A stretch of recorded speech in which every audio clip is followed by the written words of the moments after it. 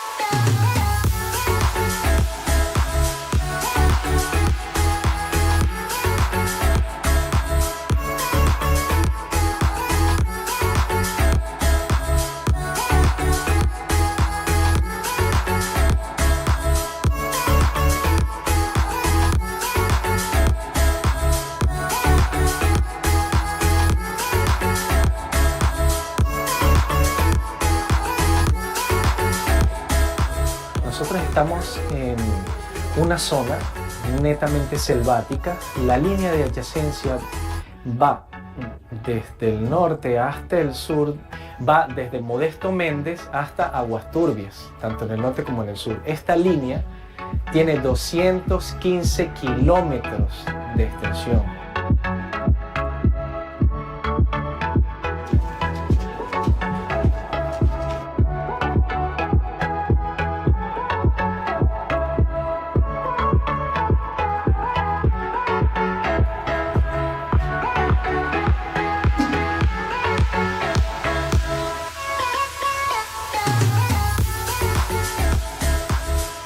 De allí vino él, se buscó creo con los de la OAS y de allí vino el proyecto para acá, para Judá. Y fue que lo dieron el terreno, y lo dieron todo lo que era mano de obra y el material para hacer las casas que están ahorita. Y por ese motivo estamos aquí viviendo todavía.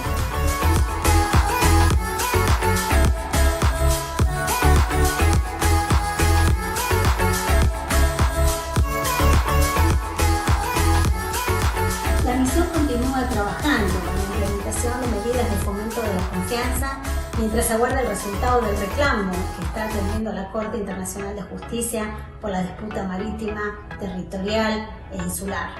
Nuestra oficina en la zona de adyacencia realiza verificaciones a solicitud de ambos gobiernos, facilita reuniones y patrullajes conjuntos entre las Fuerzas Armadas y promueve una cultura de paz y cooperación entre las comunidades locales. Children will be children, and they have harmony. They don't see each other as a different country, but they see each other that they're growing together.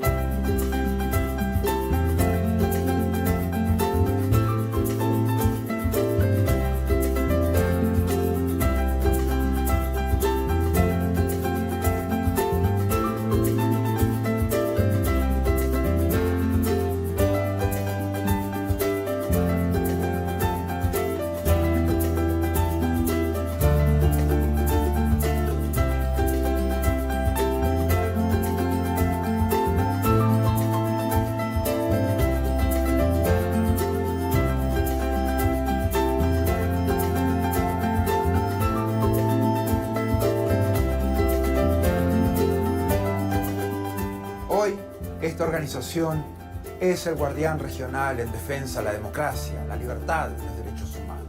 Los países se han comprometido con estos valores a través de instrumentos legales como la Carta Democrática Interamericana, la Convención Americana de Derechos Humanos y todas las demás convenciones interamericanas. Nuestro trabajo es mantener los más altos estándares.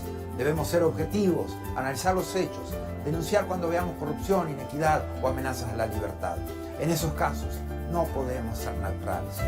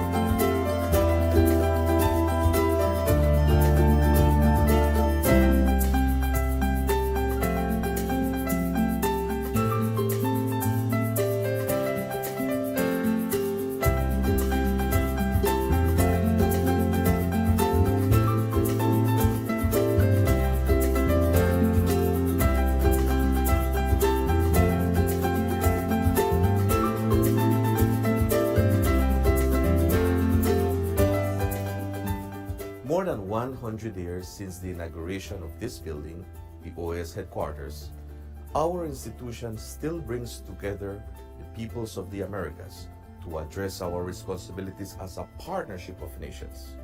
As we look to the future, our work must also focus on the construction of a positive agenda that continues to favorably impact millions of lives every day.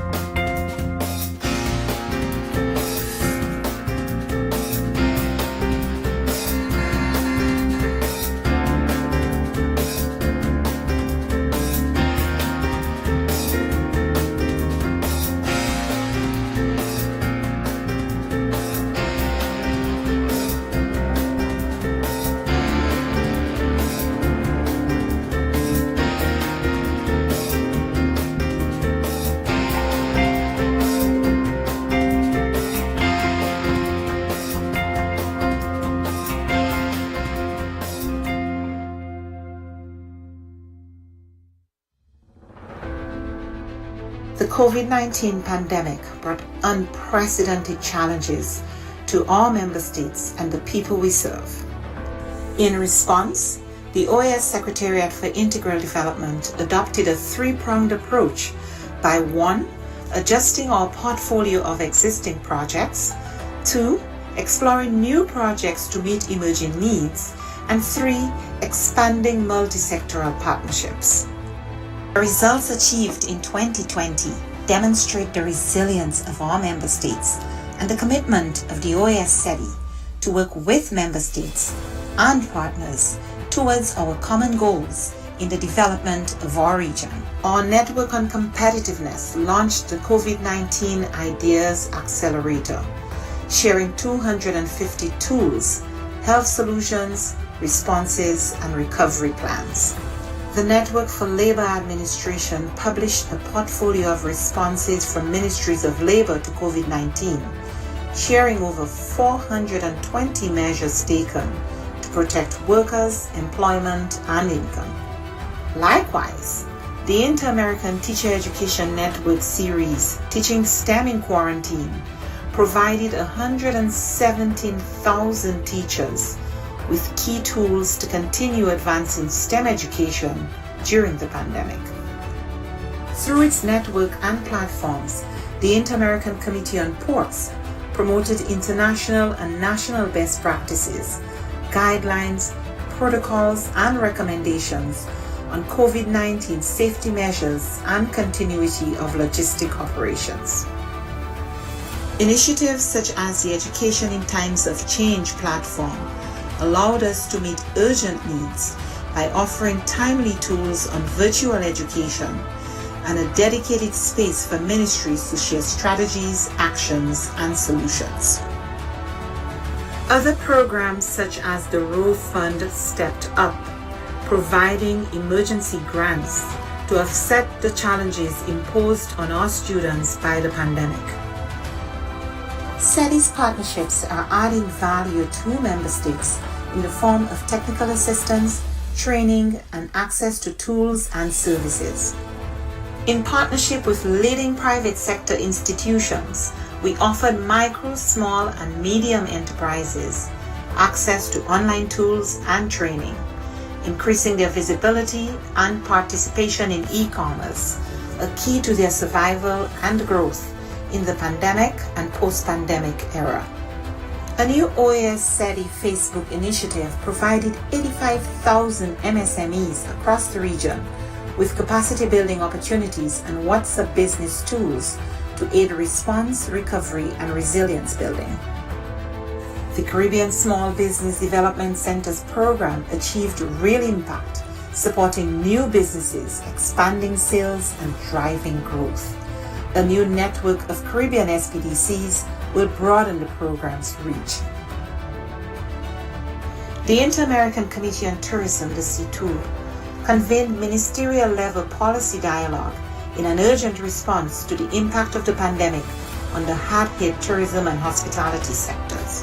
Policymakers and experts discussed biosanitary protocols, travel and visa facilitation, among other critical areas for the sector's recovery. Partnering with the George Washington University and the U.S. Bureau of Indian Affairs, we went ahead with the scheduled first Indigenous Tourism Forum of the Americas, pivoting to a virtual format and convening over 240 participants from indigenous communities, the private sector, and governments. SETI also integrated sustainable development practices in the COVID-19 response. The pandemic is a daily reminder of the links between water, health, sanitation, food security, and nutrition. We ensured the continuity of our water management projects in the Plata Basin and worked with governments and partners in the design of an investment portfolio valued at $90 million. Additionally,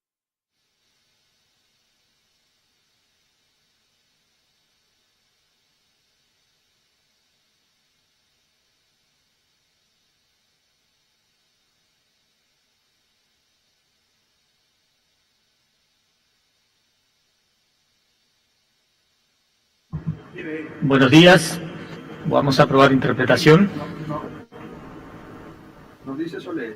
Vamos a empezar con la cabina de inglés. Si me escuchan. Fernando, good morning. Hello, Fernando. Can you hear me okay, Fernando? Muy bien, ahora le paso la palabra a Allison, ¿eh?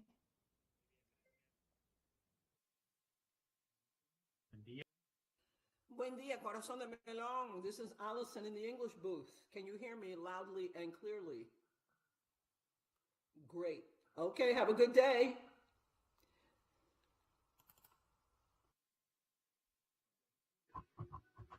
Espera, dame un segundo.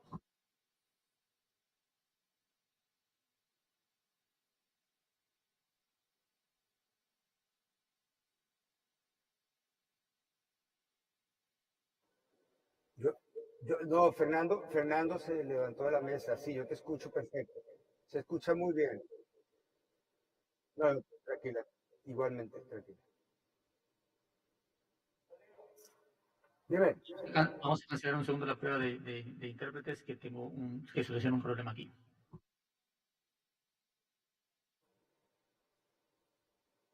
Vamos a suspender la prueba de intérpretes un momentico mientras resolvemos un issue acá.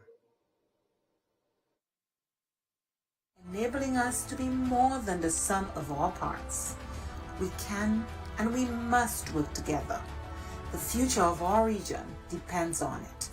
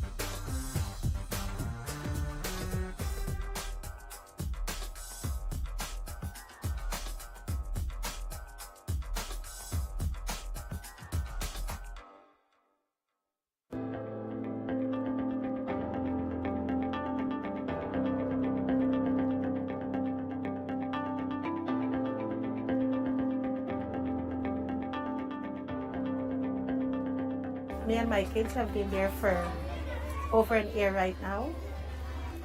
And children are friends. It doesn't matter where they come from.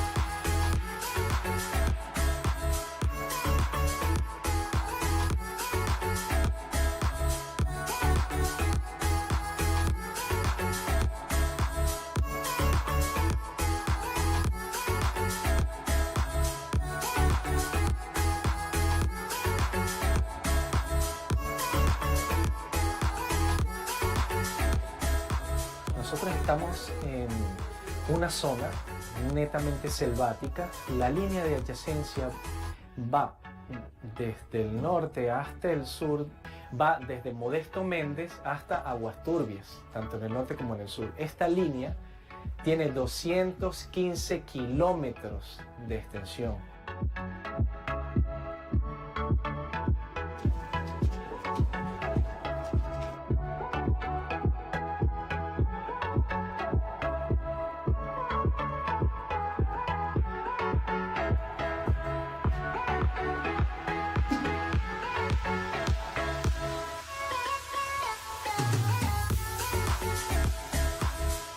De allí vino él, se educó creo con los de la OAS y de allí vino el proyecto para acá, para Judá.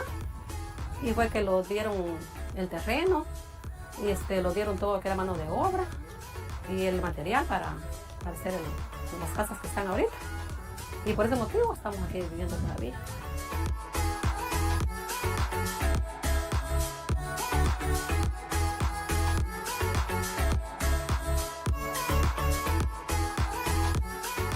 La misión continúa trabajando en la implementación de medidas de fomento de la confianza mientras aguarda el resultado del reclamo que está atendiendo la Corte Internacional de Justicia por la disputa marítima, territorial e insular.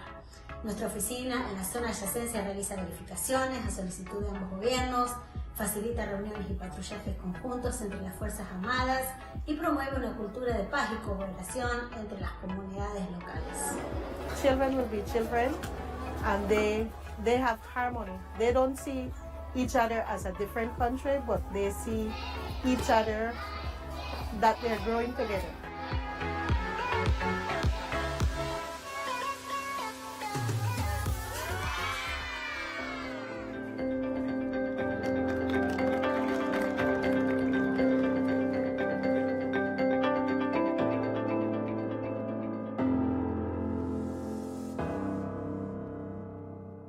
Este video fue producido con la ayuda financiera de la Unión Europea.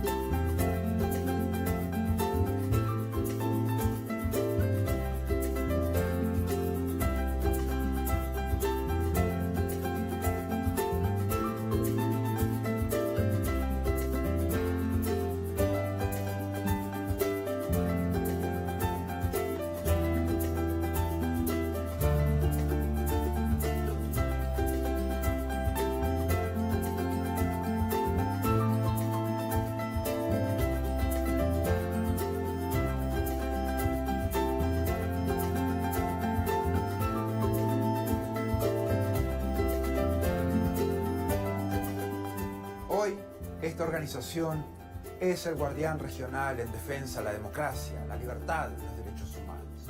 Los países se han comprometido con estos valores a través de instrumentos legales como la Carta Democrática Interamericana, la Convención Americana de Derechos Humanos y todas las demás convenciones interamericanas. Nuestro trabajo es mantener los más altos estándares. Debemos ser objetivos, analizar los hechos, denunciar cuando veamos corrupción, inequidad o amenazas a la libertad. En esos casos, no podemos ser neutrales.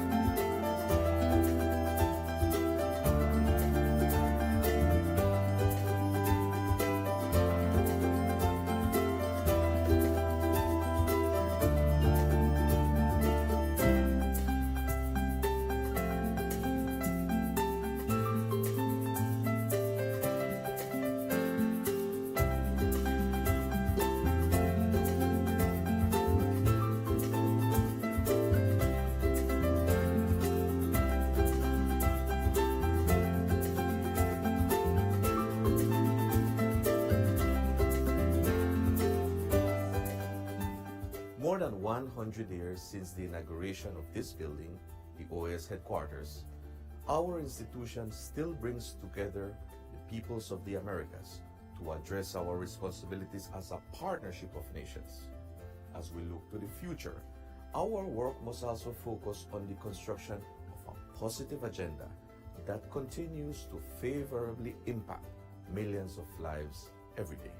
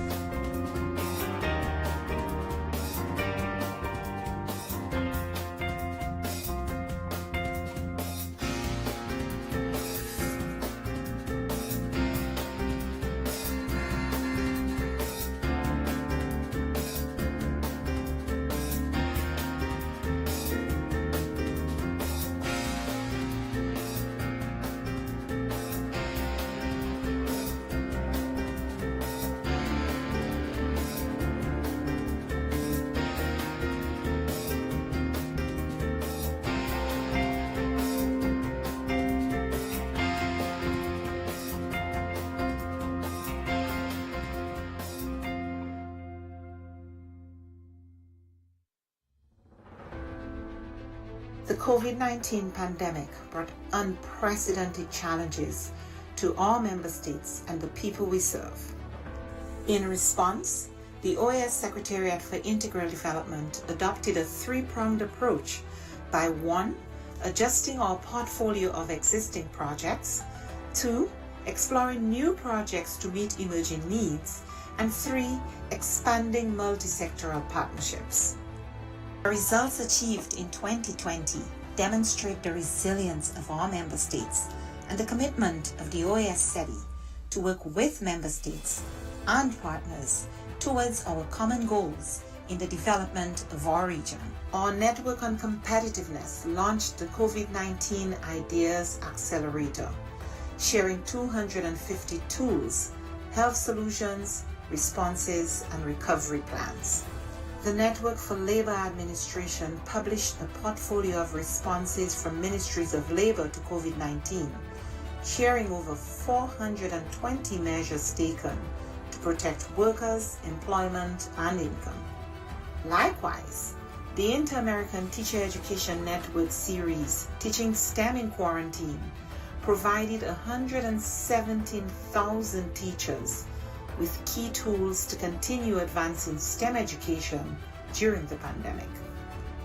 Through its network and platforms, the Inter-American Committee on Ports promoted international and national best practices, guidelines, protocols, and recommendations on COVID-19 safety measures and continuity of logistic operations. Initiatives such as the Education in Times of Change platform allowed us to meet urgent needs by offering timely tools on virtual education and a dedicated space for ministries to share strategies, actions, and solutions. Other programs such as the Row Fund stepped up, providing emergency grants to offset the challenges imposed on our students by the pandemic. SETI's partnerships are adding value to member states in the form of technical assistance, training, and access to tools and services. In partnership with leading private sector institutions, we offered micro, small, and medium enterprises access to online tools and training, increasing their visibility and participation in e-commerce, a key to their survival and growth in the pandemic and post-pandemic era.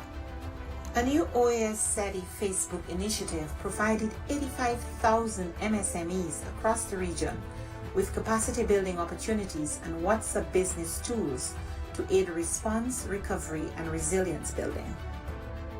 The Caribbean Small Business Development Center's program achieved real impact, supporting new businesses, expanding sales, and driving growth. A new network of Caribbean SPDCs will broaden the program's reach. The Inter-American Committee on Tourism, the C2, convened ministerial-level policy dialogue in an urgent response to the impact of the pandemic on the hard-hit tourism and hospitality sectors. Policymakers and experts discussed biosanitary protocols, travel and visa facilitation, among other critical areas for the sector's recovery. Partnering with the George Washington University and the U.S. Bureau of Indian Affairs, we went ahead with the scheduled first Indigenous Tourism Forum of the Americas, pivoting to a virtual format and convening over 240 participants from indigenous communities, the private sector, and governments. SETI also integrated sustainable development practices in the COVID-19 response. The pandemic is a daily reminder of the links between water, health, sanitation, food security, and nutrition. We ensured the continuity of our water management projects in the Plata Basin and worked with governments and partners in the design of an investment portfolio valued at $90 million. Additionally, the Energy and Climate Partnership of the Americas continued to share relevant best practices and responses to the pandemic on energy and air quality. These few examples indicate our collective impact. We cannot do this alone. It is now more urgent than ever to address the region's structural weaknesses, to recover from the health, economic, and social crises occasioned by the pandemic and prepare for future shocks. It is imperative that we work together as we risk losing recent development gains and seeing millions fall back into poverty. It is time for the region to redirect course and pursue a more sustainable, resilient, and equitable future for all. We are in this together. But the resilience building agenda is too big for any one stakeholder to address acting alone, and simply bringing together stakeholders, whether at the national, subnational, regional, global level, is not enough. Effective, focused, and sustained coordination among stakeholders is paramount to provide countries with integrated and comprehensive support. The OAS, as a hemispheric forum and honest broker, must continue to facilitate this process while we work with member states towards the attainment of the 2030 Sustainable Development Agenda. Cooperation, collaboration, and partnerships that include all actors strengthen us, enabling us to be more than the sum of our parts. We can and we must work together. The future of our region depends on it.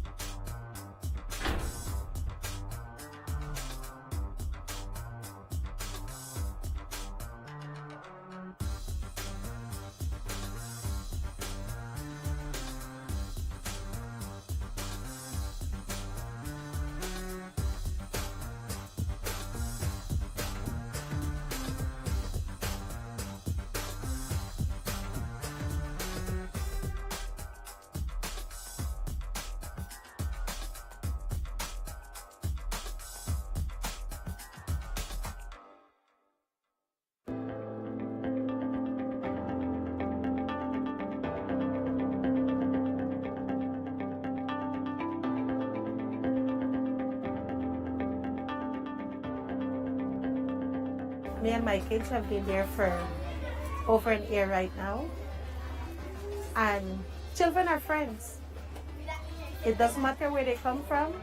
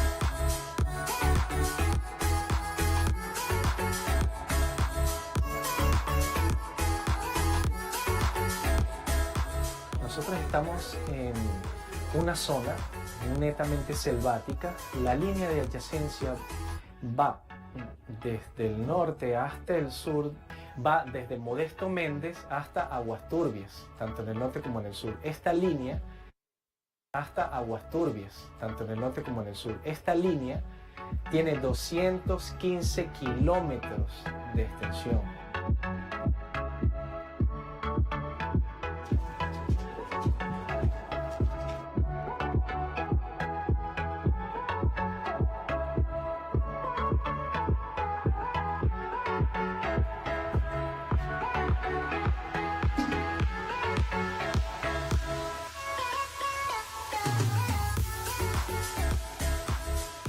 De allí vino él, se buscó creo con los de la OAS y de allí vino el proyecto para acá, para Judá. Y fue que lo dieron el terreno, y lo dieron todo que era mano de obra y el material para hacer las casas que están ahorita. Y por ese motivo estamos aquí viviendo todavía.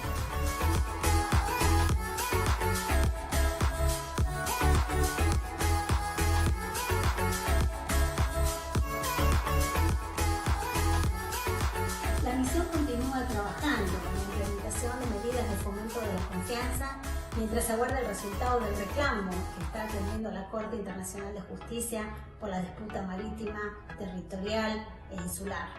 Nuestra oficina en la zona de adyacencia realiza verificaciones a solicitud de ambos gobiernos, facilita reuniones y patrullajes conjuntos entre las Fuerzas Armadas y promueve una cultura de paz y cooperación entre las comunidades locales. Children will be children, and they have harmony. They don't see each other as a different country, but they see each other that they're growing together.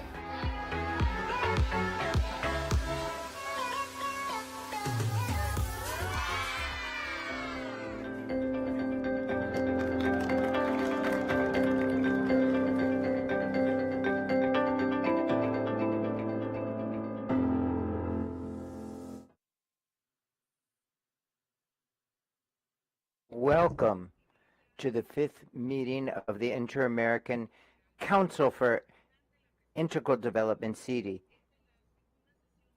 This is the second session of CIDI that we are conducting in hybrid mode from the Hall of the Americas since the beginning of the pandemic in 2020. We're very particularly grateful to everyone who are here in person in the Hall of the Americas and are joining us. And special greetings to the Vice Chancellor of Panama, Marta Honra, who has honored us with her presence, and the Vice Minister Gordon is the first Afro-Panamanian Vice Minister to close out this meeting here in Panama. Thank you for being here. The sound has cut out. We'd like to thank the invited guests to address multilateral approach to migration in the hemisphere. The Secretariat has let me know that we have the quorum to begin our business today. Maris Robert, we would like to read the list of delegations present in alphabetical order and to indicate what delegations have joined us. Good morning, Madam Chair. We have 23 delegations present: Argentina, Barbados, Brazil, Canada, Chile, Colombia, Costa Rica, Ecuador, El Salvador, Grenada, Guatemala, Honduras, Mexico, Panama, Paraguay, Dominican Republic, St. Kitts and Nevis, St. Lucia, St. Vincent and the Grenadines, Suriname, Trinidad and Tobago, Uruguay, and Venezuela. Thank you very much. Thank you, Director Roberts. With the statutory quorum, we will proceed with this meeting. I'd like to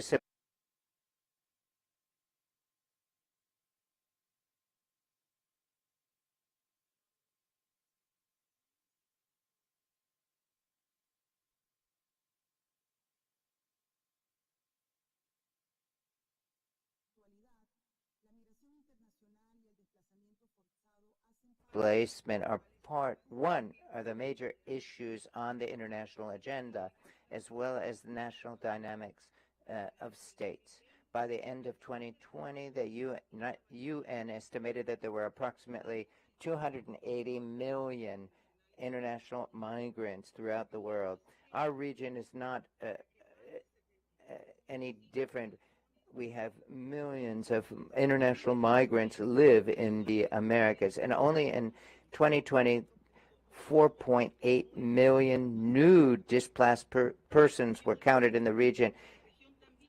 Also, in the region, we have two of the major migration corridors worldwide: migration to North America and interregional migration and through the countries, among the countries of Latin America. This is of great concern for the region, both Central America and South America, including the Darien Pass. This is well known because it's highly hazardous because of the jungles characteristics and the presence of organized crime. Furthermore, the institutional outlook of migration is more and more complex and changing throughout the regions. In our region, we have mechanisms and processes that deal with migration and forced displacement. However, one challenge that we have before us now has to do with a lack of coordination between these mechanisms. This prevents states from making the most of these mechanisms because these forces are in charge of different institutions that use different approaches to this phenomenon and base their actions on priorities set by the participating states without there actually being a institutional multilateral framework that's formal in the Americas. To achieve this governance, we need to implement a framework that enables managing migration and forced displacement based on a shared responsibility-based approach and join forces to have a more equitable division of responsibilities with regard to costs. Precisely a few weeks ago, the Commission on Migratory Affairs of the OAS Permanent Council, which is Ana Gabriela Vasquez chairs, had an interesting discussion between the different mechanisms. They spoke about the need to make efforts to not duplicate efforts and coordinate. The result of this exchange is that the COM offered to be this coordinating body and to bring about this exchange, and particularly the chair of the COM will speak at greater length about this later on. Also, this meeting of CD was planned from the beginning of the year and has been convened with us at the special juncture we're at to bring together the highest level authorities of our region at the Summit of the Americas next week. At this summit, what we expect is the beginning of a promising conversation about a common route forward to deal with governance and migration and protection of migrants. To address this topic, we will give the floor to 4 high-level authorities in the region who will share their thoughts about the challenges and opportunities that have been identified in their respective countries when it comes to migration governance. Each official will have 7 minutes to make their comments. We beg of you and respectfully ask each and every one of you, we all keep to the time agreed upon because the agenda is very, very full today and the national authorities have other commitments to deal with. We will begin with the remarks at this time by the Vice President and Minister of Foreign Affairs of Colombia, Her Excellency Marta Lucia Ramirez, who I warmly welcome, who is joining us virtually. Madam Vice President Ramirez, you have the floor.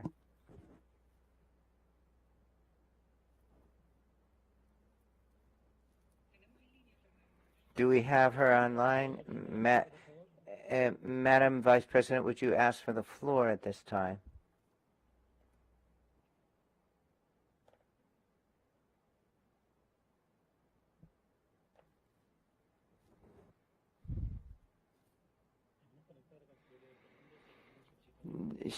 we'd like to connect the Minister of Foreign Affairs of Colombia, but she hasn't requested the floor. Could you please, the blue button in the corner, could you request the floor, Madam Ramirez? Colombia, could you request the floor? The blue button on the right, lower right.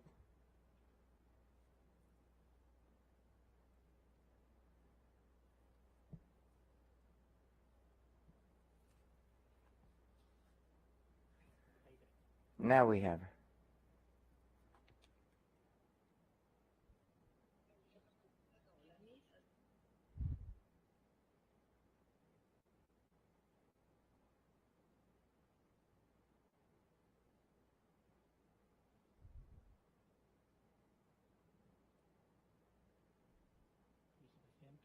Madam Vice President. Okay, yes.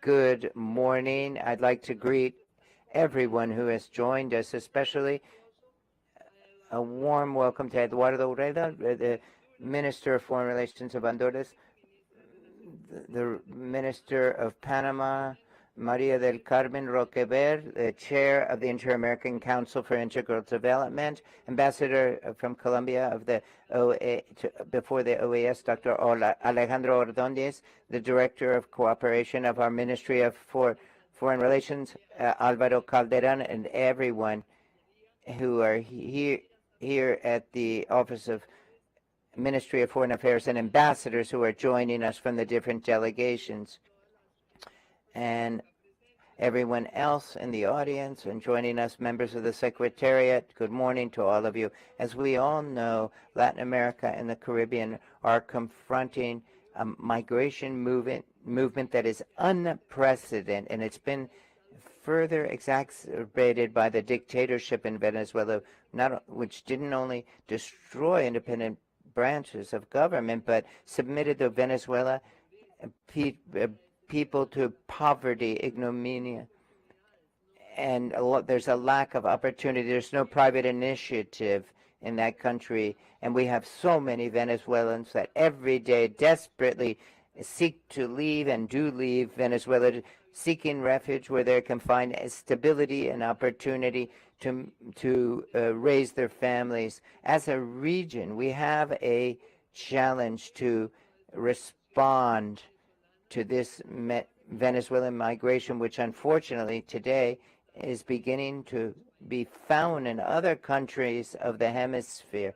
We've known for quite a long time that Haitian immigration, for different reasons as well, and Cuban migration, we have, as a region, we have to rise to the call of this situation, and we need to follow a principle of humanity, as Panama, as Erika Mines in August of last year has said, on that opportunity on behalf of Colombia, that in response to migration we have to be humane. We must follow our approach of humanity.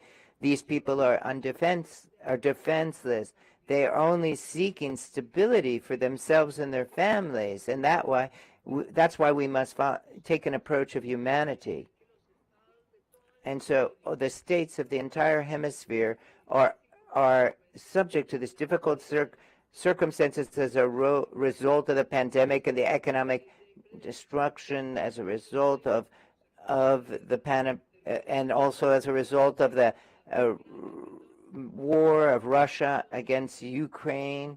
And so we know there's economic limits in each country to be able to deal adequately with this migration. So this leads us to share experiences and lessons learned, and to see how we can be more efficient at managing this process of intake and integrating into society these migrants. And each country may decide who will bring them in, support these migrants, etc. Therefore, we believe it's important to change the lens we've used thus far to view immigration, and we should focus on migration as instead of as a difficulty and problem. We don't take into account the major opportunities and challenges that it poses to our country. So what we should do, as Iván Duque of Colombia has said, we have to see that migration can be an engine for development in our hemisphere. That's what the history of the United States is. It's a land of immigrants, of opportunity, and that's why, among other things, it's one of the most developed countries. And so this is Colombia's commitment, and that's why we cease to be a country that produces immigrants, although we do still have persons who do emigrate, but we're the third largest recipient of migrants. And so with this vision, President Duque has taken on this challenge with fraternity in trying to dignify migrants in our society, and has promoted a policy first to welcome these Venezuelan immigrants and then integrate them in a fair and productive way to promote their well-being and put into place conditions so that they can develop and grow. And that's why Colombia, unlike other countries, allows migrants to incorporate into the labor market as soon as they have formalized their migration status in Colombia, and promote this inclusive growth of the community and intake of migration that comes into the country, so that we can aid in the social and economic development of both countries. So we have been taking in many immigrants that have come. And so all these institutional efforts in Colombia stand as a bellwether to the rest of the world. But we are particularly committed to sharing with other nations, such as at this experience here in this meeting, and appeal to all countries of the world to apply a humane principle vis-a-vis migrants. I want to give you 3 successful examples that Colombia has had with regard to migration. First, I want to talk about the temporary protection status of Venezuelan migrants. This is a trailblazing mechanism that ensures the rights of more than 1.8 million Venezuelans who are located in our territory. And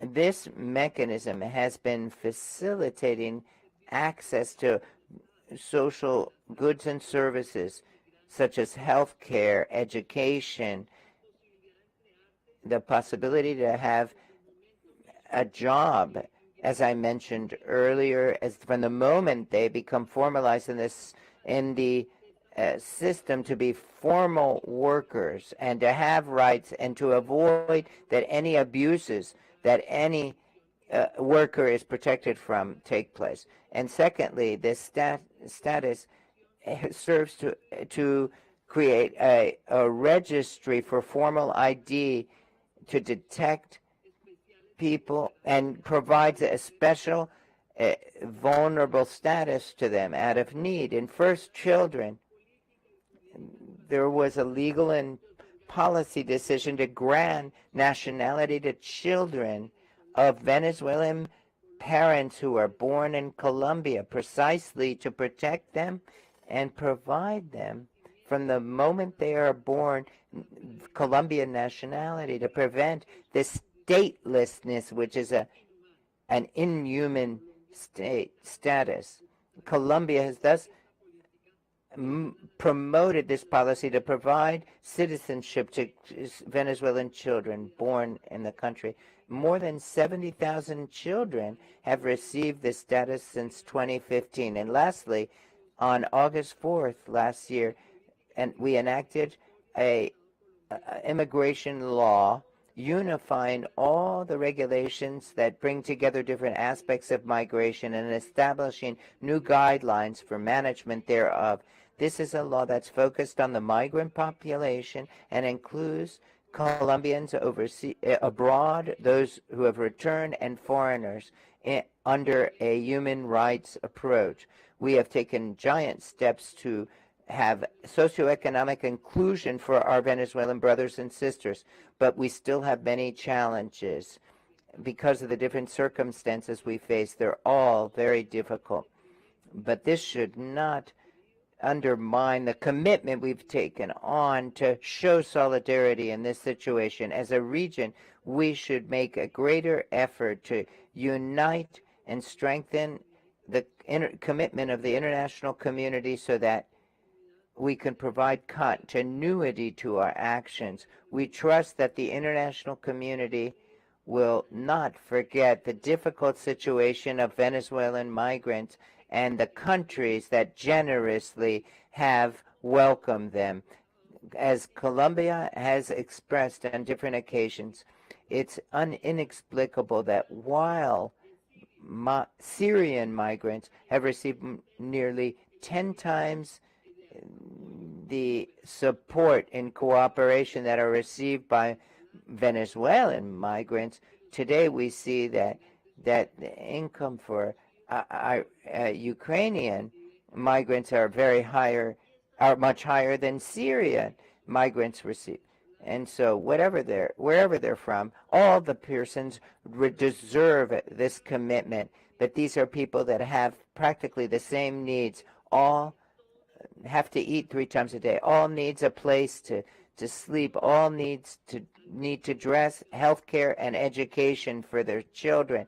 That's why there's nothing that justifies this gap, this huge gap between the international cooperation resources for Venezuelan migrants and those that have been allocated to both Syrian and Ukrainian immigrants. Our region, the Americas, should respond to this phenomenon with solidarity and under the principle of shared responsibility. We cannot close our eyes to the reality of the migrants that are in our countries. We should not close our eyes just thinking that if they go to the United States, that won't affect us. Yes, it affects us. It's affecting millions of persons. And we know that this situation of all migrants on the border of Mexico, on the border of the United States, is a calamitous situation, and therefore we must be responsible to the extent we can to contain in our country, first, our own population, secondly, the migrant population that is located in each one of our countries, and in the best way possible, do so, reactivate, jumpstart our economies, generating jobs, promoting economic development based on private initiative, because through jobs, people will want to stay in place in their nation or remain as immigrants in the place that they have come to after such a difficult path to get to another country in such conditions. So therefore, the two principles of humanity and shared responsibility, and also solidarity between all of us to support each other and use best practices that can be useful to each one of our countries with regard to this migration process to achieve safe, orderly, and regular migration throughout the hemisphere, putting into practice these guiding principles of the World Covenant, of the International Covenant, but also using our trove of experiences in migration management and to use synergy and harmonize policies that indeed recognize that the principle of shared responsibility should be the major plank in managing migration throughout the world. Colombia has provided a response and will share all of its experiences from, for example, the temporary status for Venezuelan migrants and other things. We've conducted a very in-depth study based on this status that Turkey used with regard to the Syrian migrants that came into that country. We learned a lot from Turkey, but I believe we can now teach a lot of countries in our hemisphere and elsewhere about what we've learned with our protection status law. Thank you very much. Thank you very much, Madam Vice President and Minister of Foreign Affairs of Colombia, for your invaluable input. Now, we are going to hear the Minister of Foreign Relations of Chile, Antonia Urrejola, who will address our meeting through video. I asked the Secretariat to put Foreign Minister Urrejola's message up on the screen for us.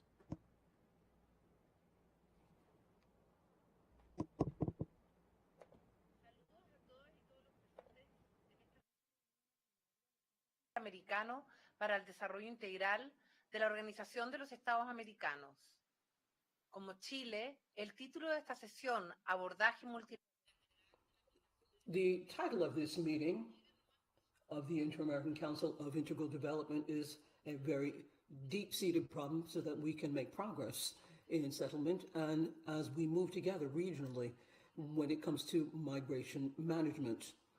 As such, then, we truly appreciate that the OAS has not held back on its efforts for migrant people that have a long history since 2005 with the Inter-American Program for the protection of human rights of migrants, including migratory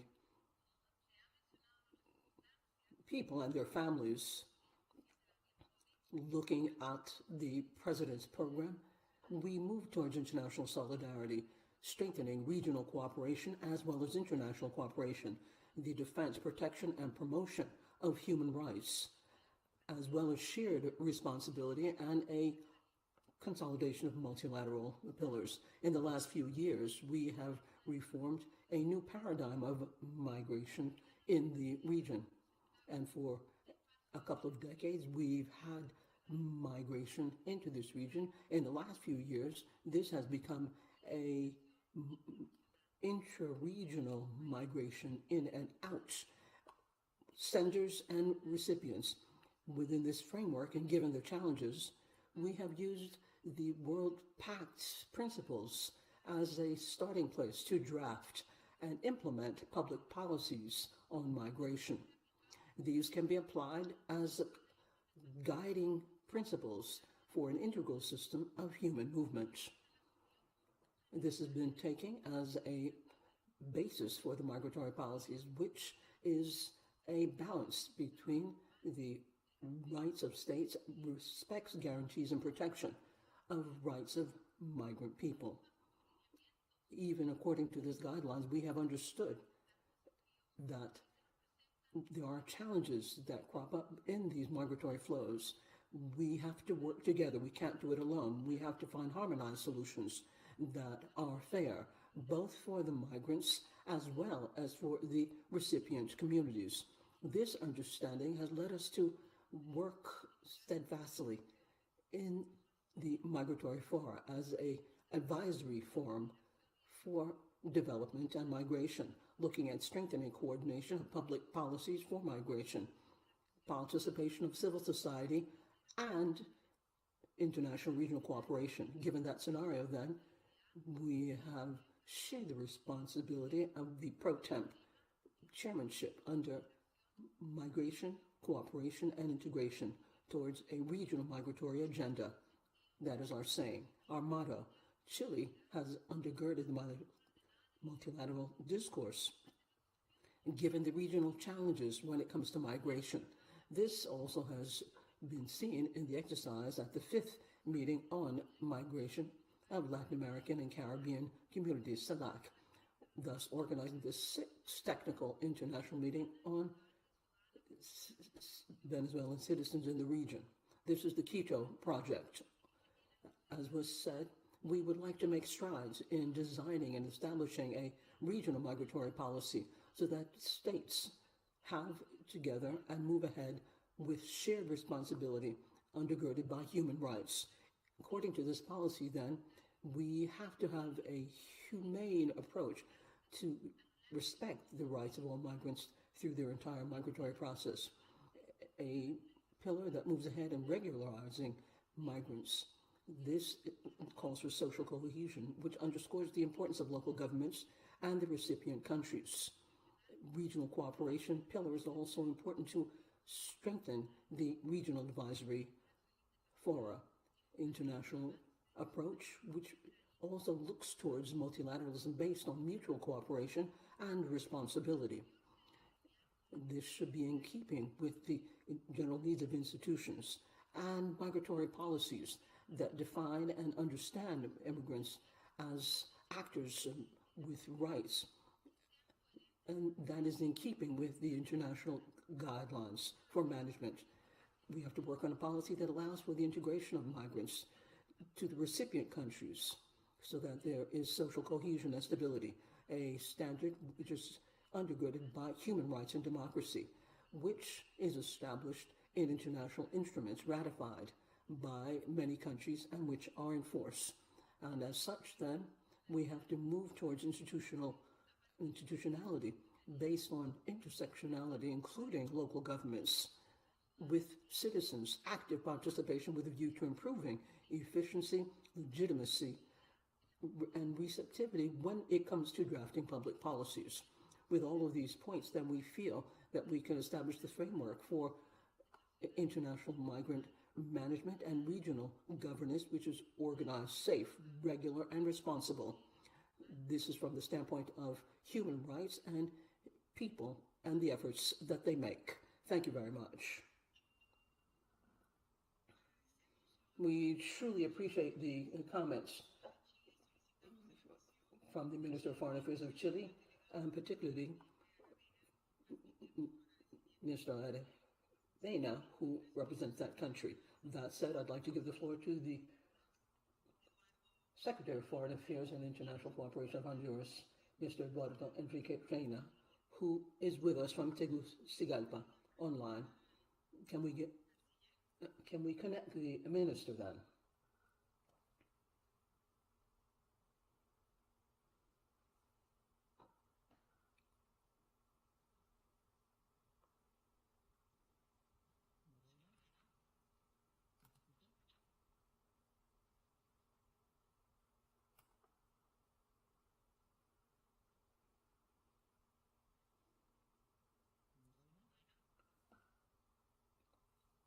Mr. Reina.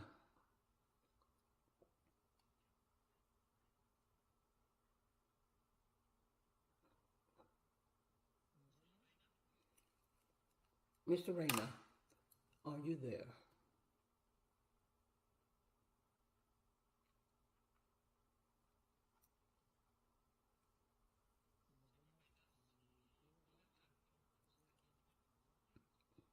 Mr. Reina? Can you open your microphone?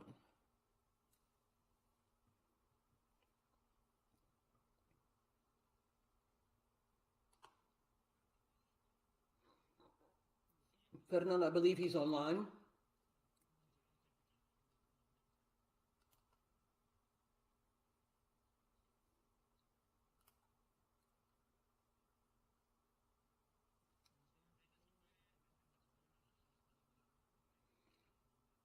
Can you refresh, Mr. Reina, and ask for the floor again, please?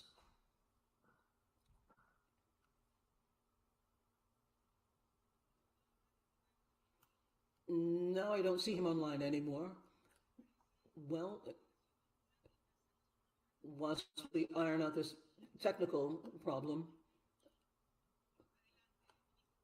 please go ahead, Mr. Reina.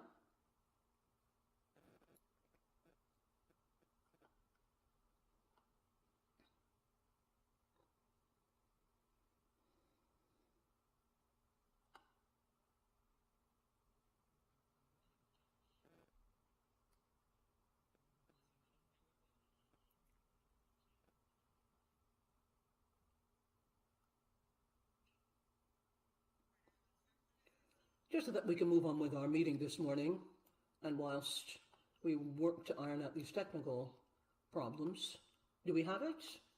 Well, let's then move on to the presentation by Mrs. Vice Minister of Foreign Affairs of Panama, who we are honored to have, Mrs. Marta Elida Gordon. Thank you very much to our delegation and to you. Madam, you have the floor. Thank you very much and good morning to everybody. Your Excellency Marta Lucia Ramirez, Vice President and Minister of Colombia. Your Excellency Mr. Reina, Secretary of Foreign Affairs and International Cooperation of Honduras. Your Excellency Maria Roquebet Leon, Ambassador and Permanent Representative of Panama to the OAS and Chairman of the Inter-American Meeting, CD. Permanent representatives and alternates, ladies and gentlemen.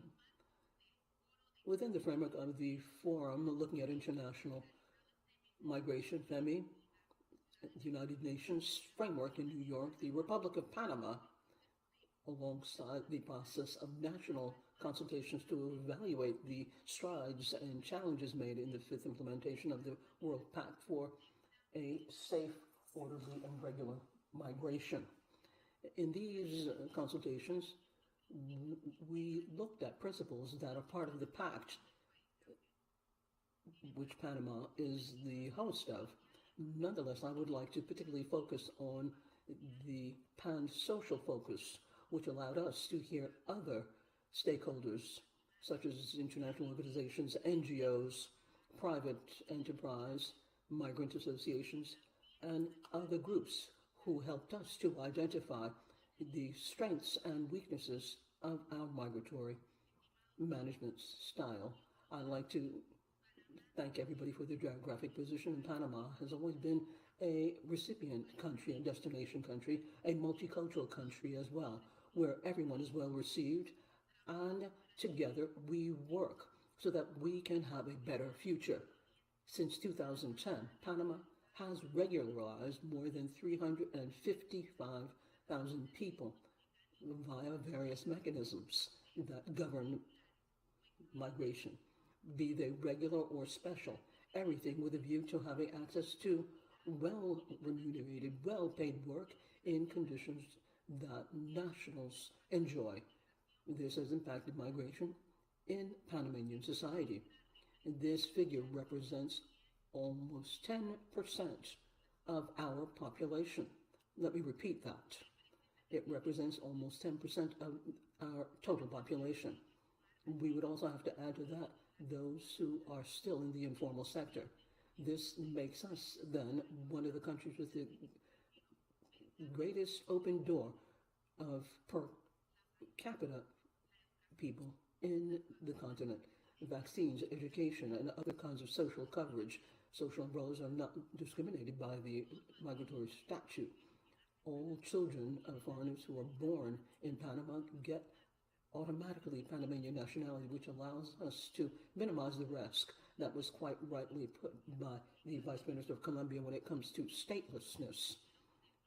Regularized foreigners have the possibility of applying for reunification, which allows them to bring into the country the closest members of their family.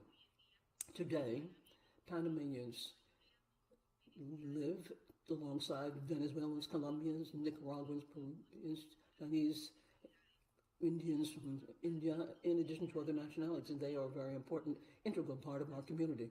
Nonetheless, as we all know, we also have to grapple with social problems, such as the dearth of employment, access to justice, crime, in addition to many others, which require more strength when it comes to the vulnerabilities of these populations. Nonetheless, we continue to work to overcome these things.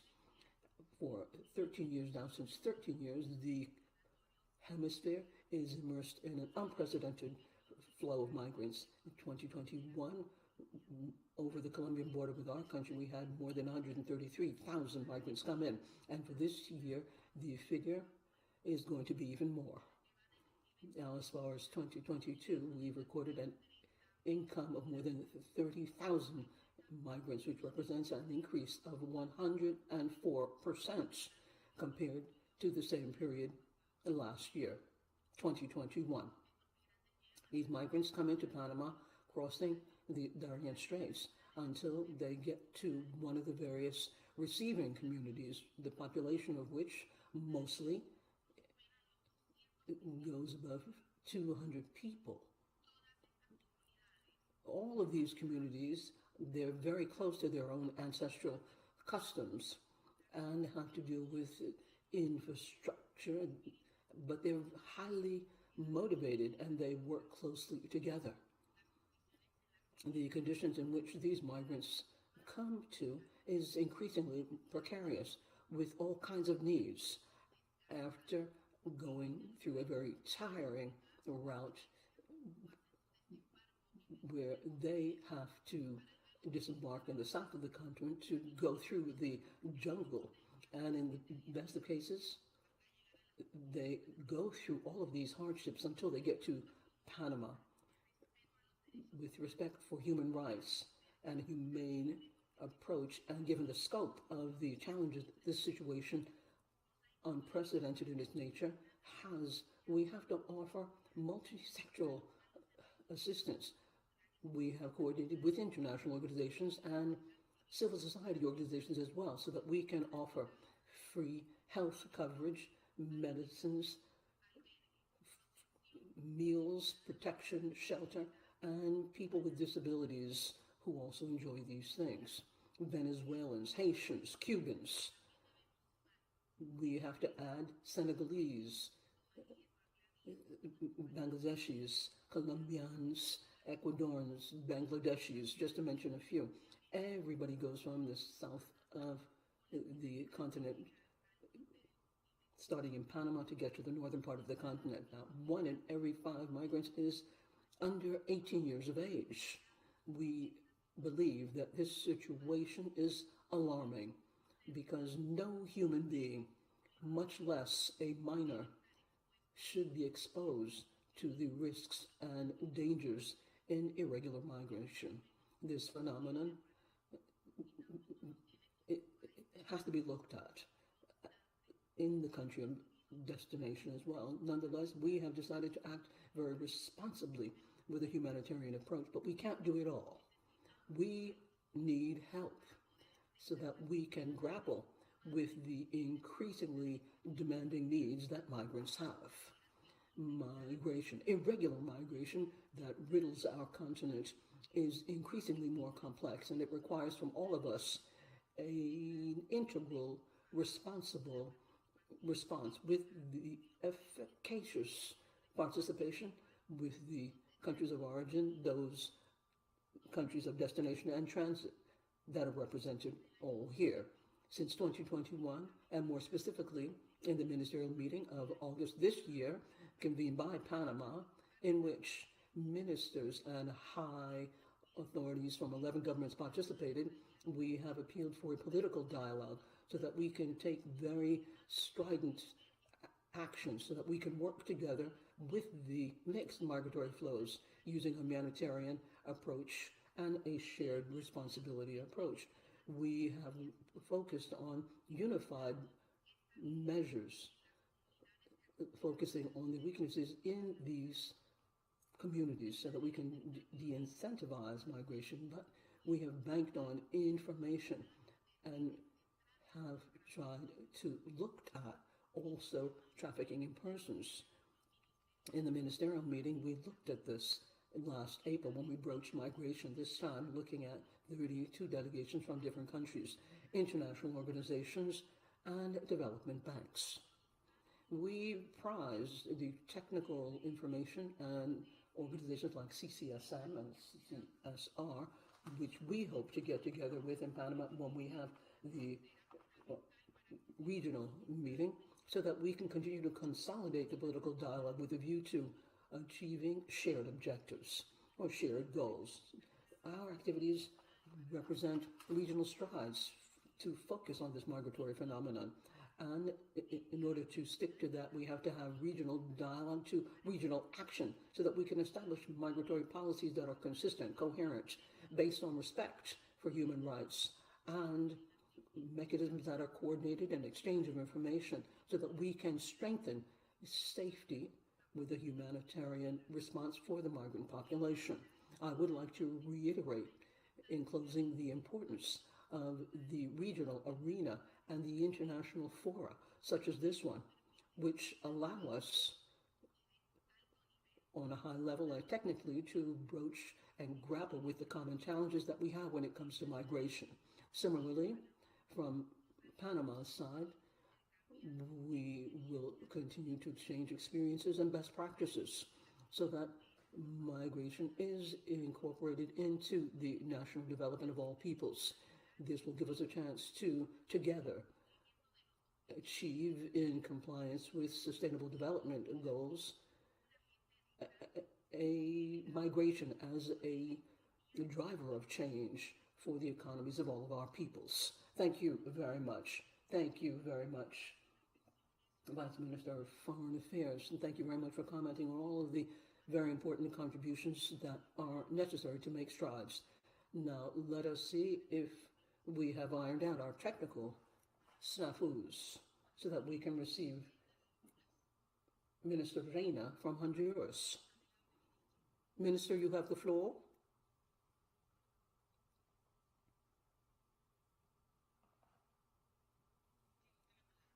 You have the floor.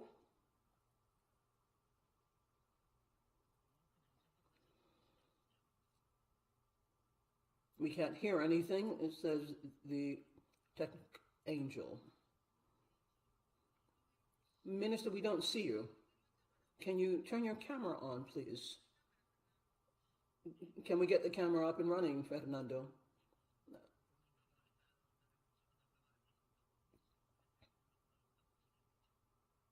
The mic is on. We can hear him, says the tech angel, but we cannot see him.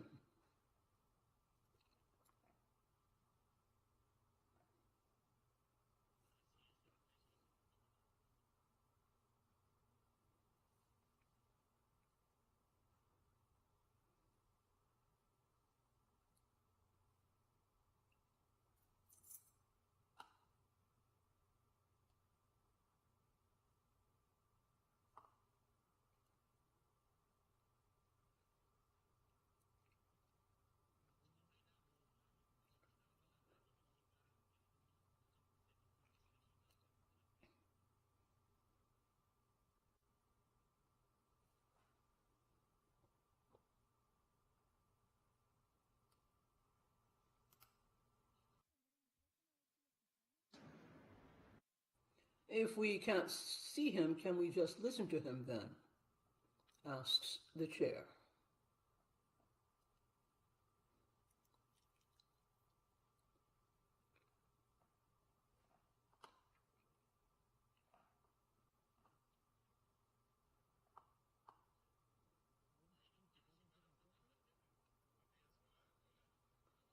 Hello, hello, good morning. We still don't see him. We still cannot see him. Can you turn on your camera, please?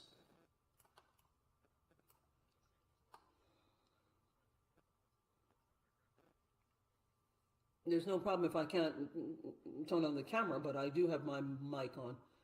Okay, we'll be happy to listen to you. Well, we've got some technical problems down here. Thank you very much, distinguished Ambassador Roquebert.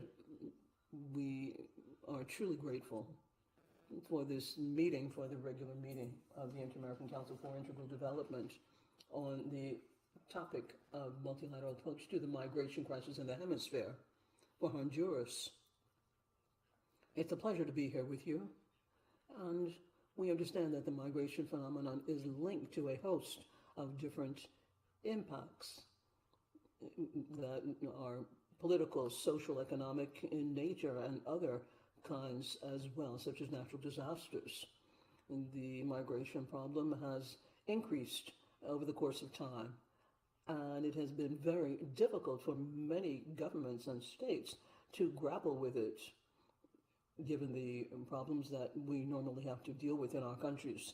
Of course, Honduras and President Castro has taken the migratory issue as a priority topic on the presidential agenda. And of course, the topic of human rights for migrants is a deep-seated issue, which for us is a cross-cutting.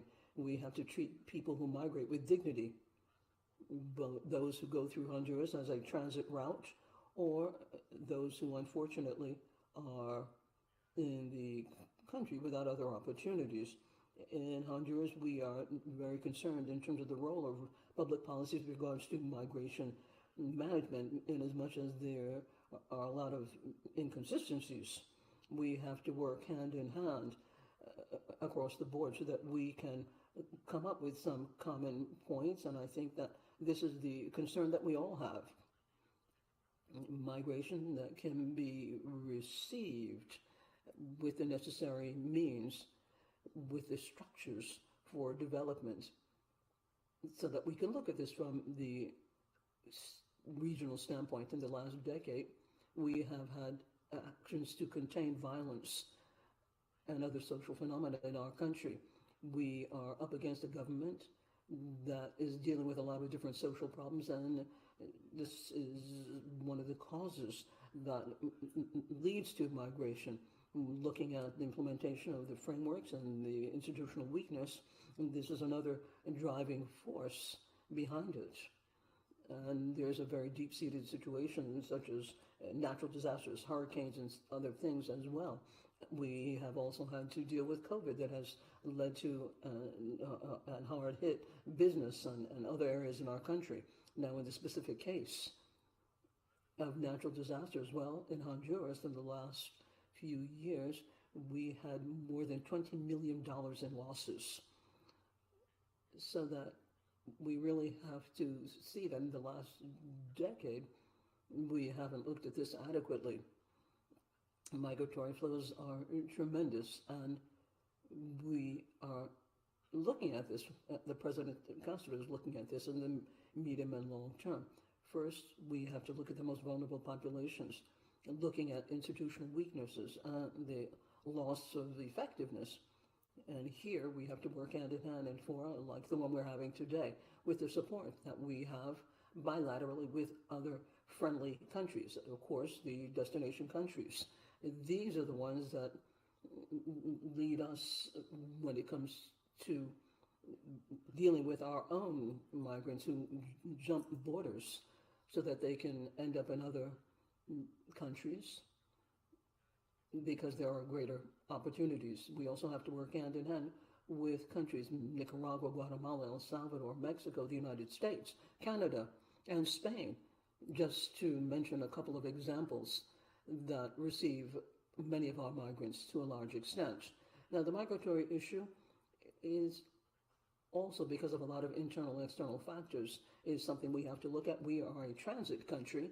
Now, from the Secretariat of Foreign Relations and International Cooperation within the framework of protection for Honduran migrants and their families, we have to look at the return and the centers, but they have to have an integral, dignified approach when it comes to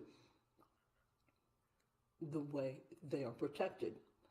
And they have to have family contacts in addition to other benefits, transportation and so on. We have to work together with various international organizations, UNHCR, the International Migration Organization, and other international organizations like the International Red Cross. There is work that has to be done with the civil society, the Catholic Church, and other entities that work to protect human rights of migrants. Therefore, we feel that everything has to be pulled together. We have protection services, and in Honduras, for those who are deprived of freedom or those who are abroad, we have to look at the disappeared, and children, adolescents, women, adults, people who are all connected, vulnerable populations as well as indigenous populations, and others have to be taken into account. We also have to provide assistance and help to those who are in the trafficking scourge, trafficking in persons. That's what I'm talking about.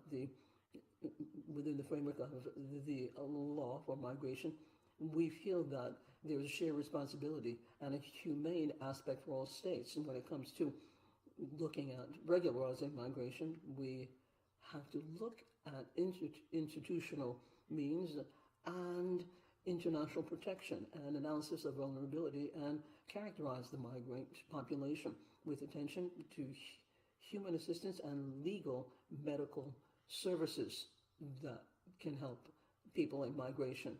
No state can do this alone because this is a transnational challenge that requires dialogue. In this regard, then, the regional arena is crucial so that we can take joint actions and complementary actions that will iron out some of the problems that each country in the region has when it comes to migration so that we can deal with this in a regular, orderly way. It's a real picture so that we can take on the commitment so that everybody will focus on people at center stage.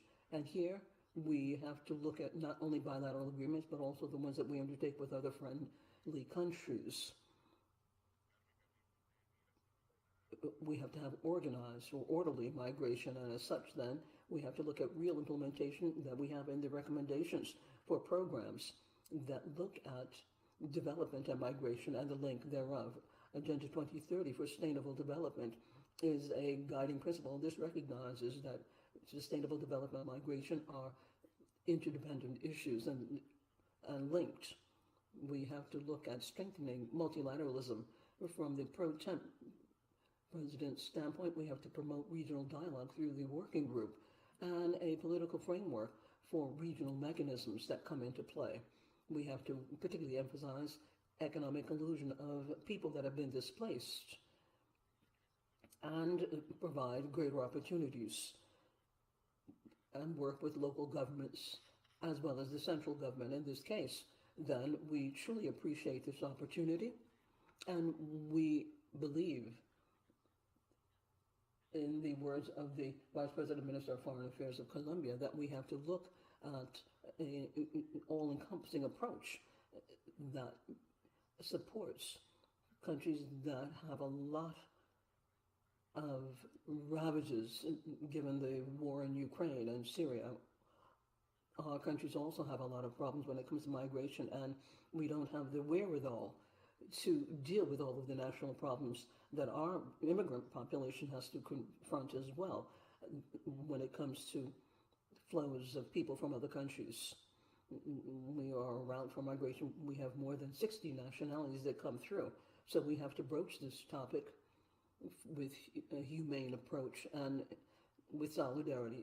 Thus, Madam Chairman, we truly appreciate this opportunity to participate, and warm welcoming and greetings to everyone here. So sorry for the technical snafu. Thank you very much. We heard you, and we truly appreciate your participation, particularly on the points that we have on our agenda. And given that, then, we have rounded off our first panel, and we'll now move on to the second part with the next panel that we have.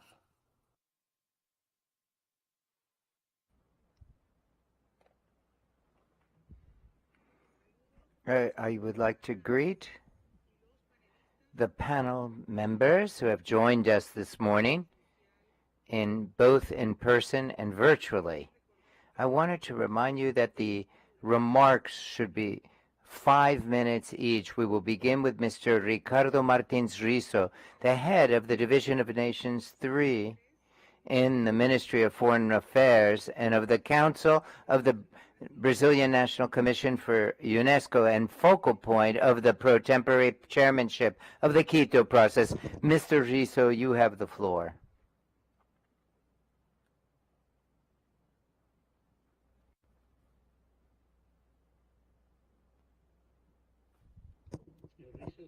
Mr. Rizo, could you request the floor at this time?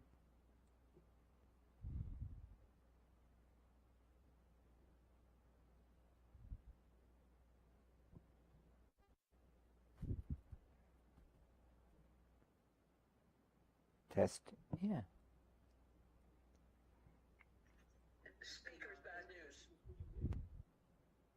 Can you hear me? Yes, go ahead.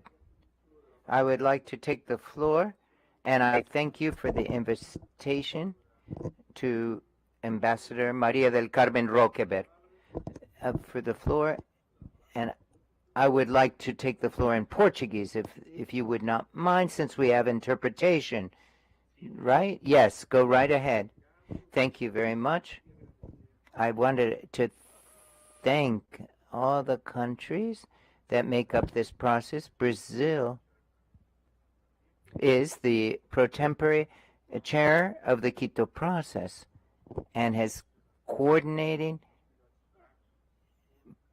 policies and practices that have to do with the regional phenomena of migration. So there is an unprecedented flow of migrants, as we know, and where this is a fact of life on the ground, but this has led to important progress throughout the region in addressing these problems. But I'd like to just quickly make reference to some questions that have been posed to the panelists. And because since there's only 5 minutes, I'd like to focus. The first question is, what have been the major challenges and opportunities in migration in the hemisphere? I can mention, based on experiences and evolution in this field, there was a 2008, we began a initiative. We held a technical national meeting with regard to in 2018, that is, with regard to Venezuelan migration. So, this allowed us to focus on the different challenges. And one of the challenges is inequality in the country, the capacity of the different nations to provide a response and to provide the proper attention to this mixed migration. The initial impact, the emergencies that have arisen related to this, and to coordinate policies hemisphere-wide. This is one of the major needs we have right now. I believe also that national policies are based on different approaches for each country. It's not easy to coordinate national policies throughout a region, but there are many possibilities to make progress in this regard, and increasing capacity of countries and providing technical support to the ones that need this. And lastly, I would like to talk about a central aspect of this with regard to the nature of this migration flow. We must provide protection, assistance, integration, and guarantee of rights to these migrants. Often, these people are in vulnerable situations, and there are specific groups among this group of migrants that need special protection.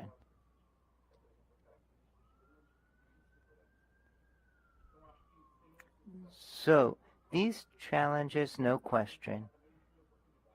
We must take advantage of the opportunity to address these and meet these challenges. And national policies is one way, but we must be focused on guaranteeing, ensuring the rights of these people, and use international standards to proceed towards asylum.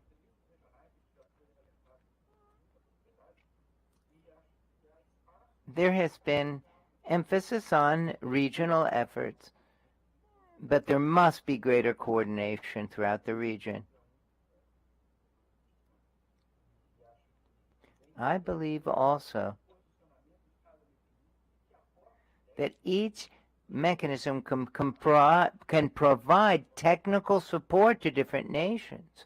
That will be fine input. Lastly, I'd like to talk about the impact of our pro-temporary chairmanship of Brazil and the Quito process. One of the things we've done in this position in host communities like Brazil, the support of these communities, whether it's in transit, destination, or countries of origin, the support, structurally speaking, to these communities, these host communities, there must be protection and integration efforts folded into the efforts of host communities that are on the ground. This is a wonderful opportunity to have an impact on this migration flow. And when we talk about host communities, we've seen a lot of growth and development and evolution in the countries that are in the Quito process. There's more and more demand, and so forth. This civil society, private sector have become important players in this effort. And a whole host of different institutions have been involved with aiding host communities and providing support in different ways, such as integration of the migrants into society. So, and your second question I want to answer, what are the main characteristics of the governance arrangements for development and human rights approaches that we can share with you? I want to talk about the trove of experience that is built up so far. So the second largest forced displacement region of the world is our region. This is due to the Venezuelan migrants.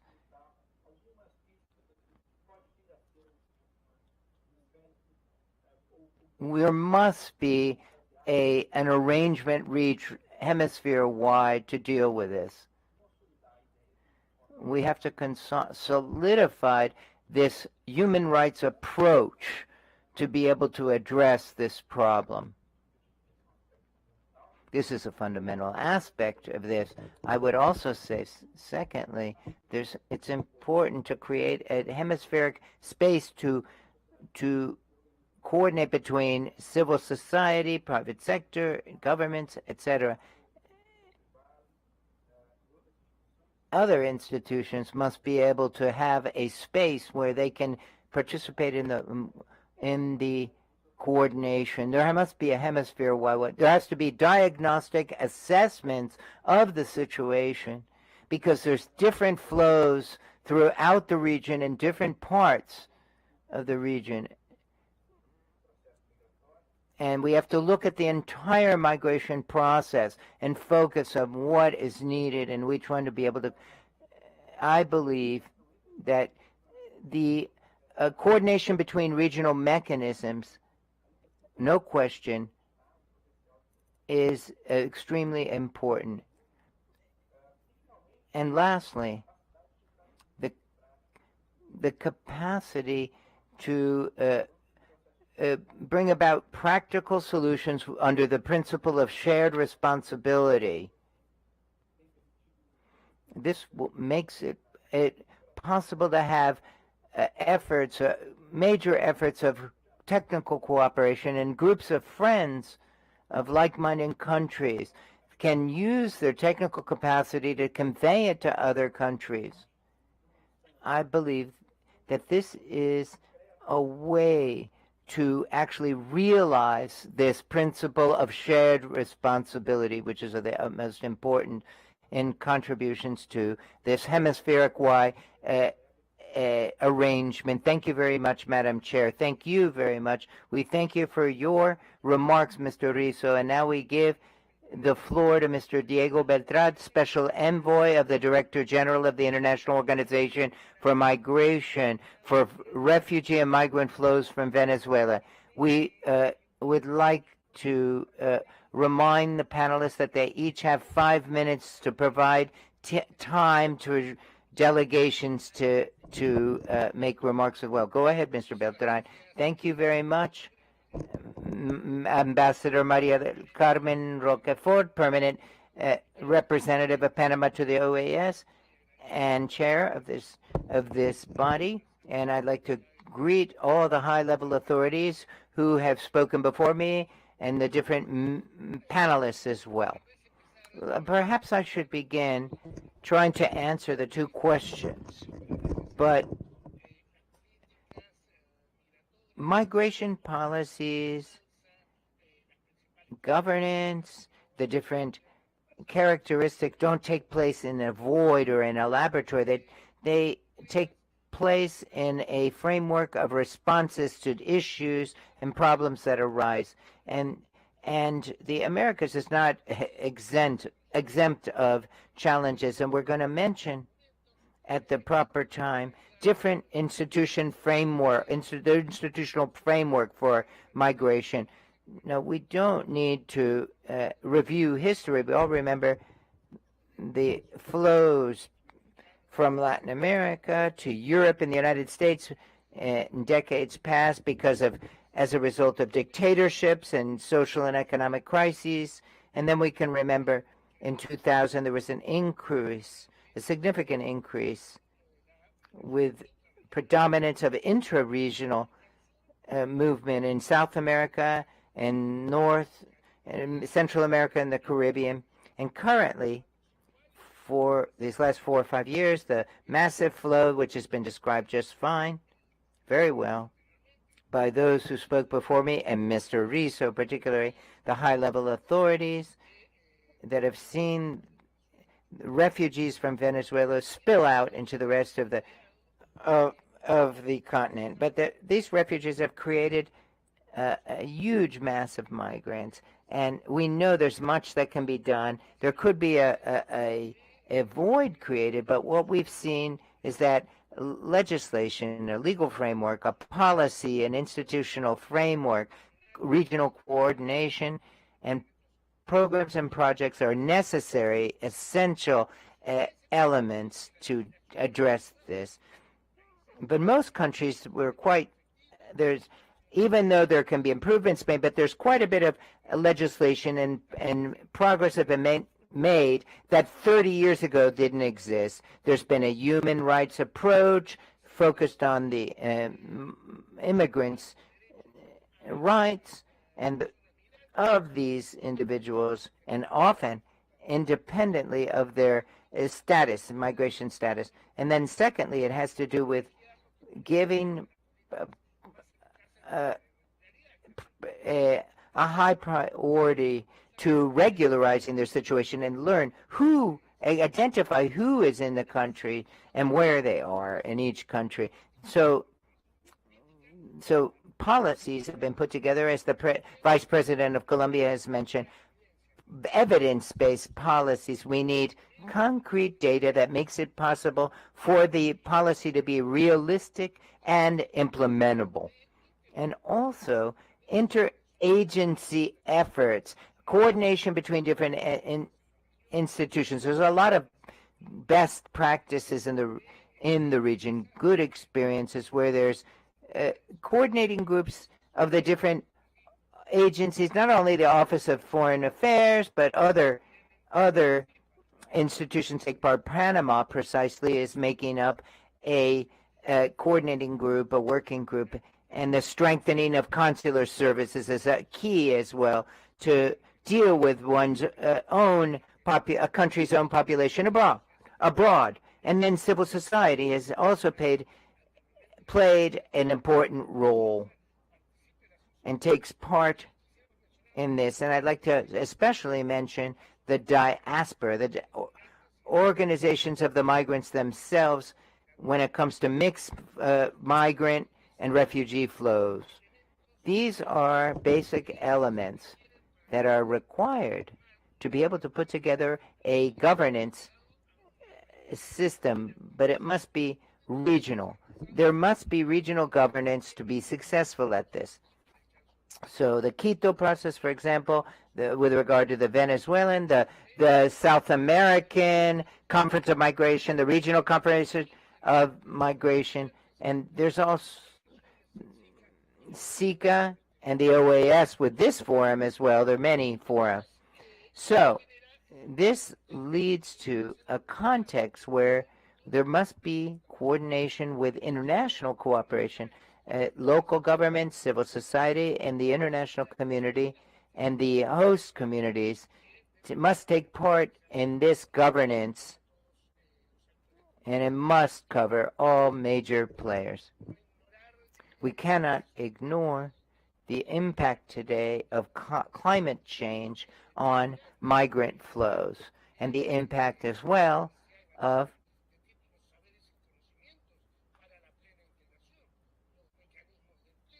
employment mechanisms,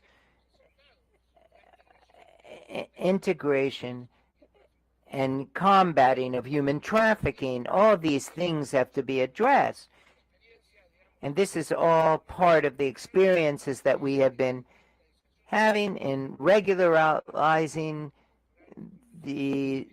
by providing temporary protection status for the Venezuelan population. And vaccination is another important area.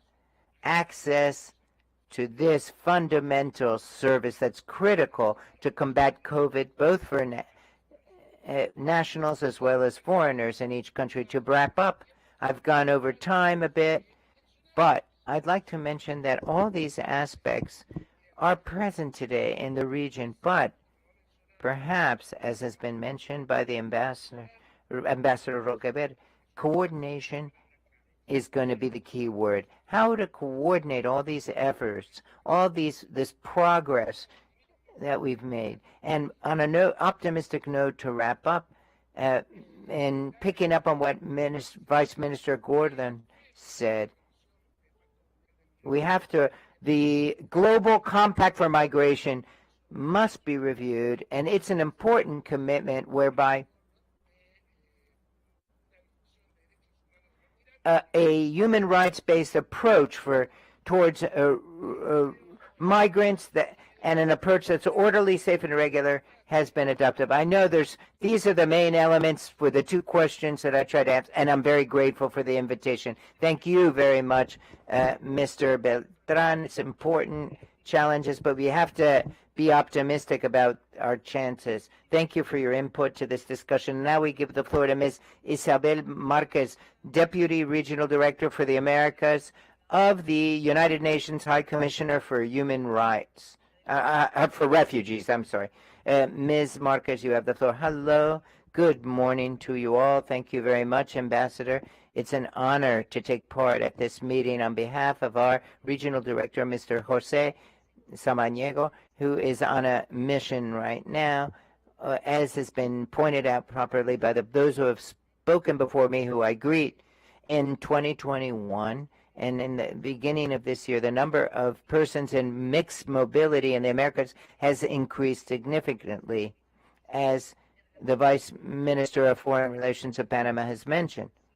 People who are in transit has surpassed 1,000, and then there's a higher in 2021, and this year it's going to be higher. And then the high number of Venezuelans that are in transit in the southwest border of the United States. I think it's been mentioned earlier that there's been a record number of arrivals and apprehensions in 2022, a record of 700,000 some odd apprehensions.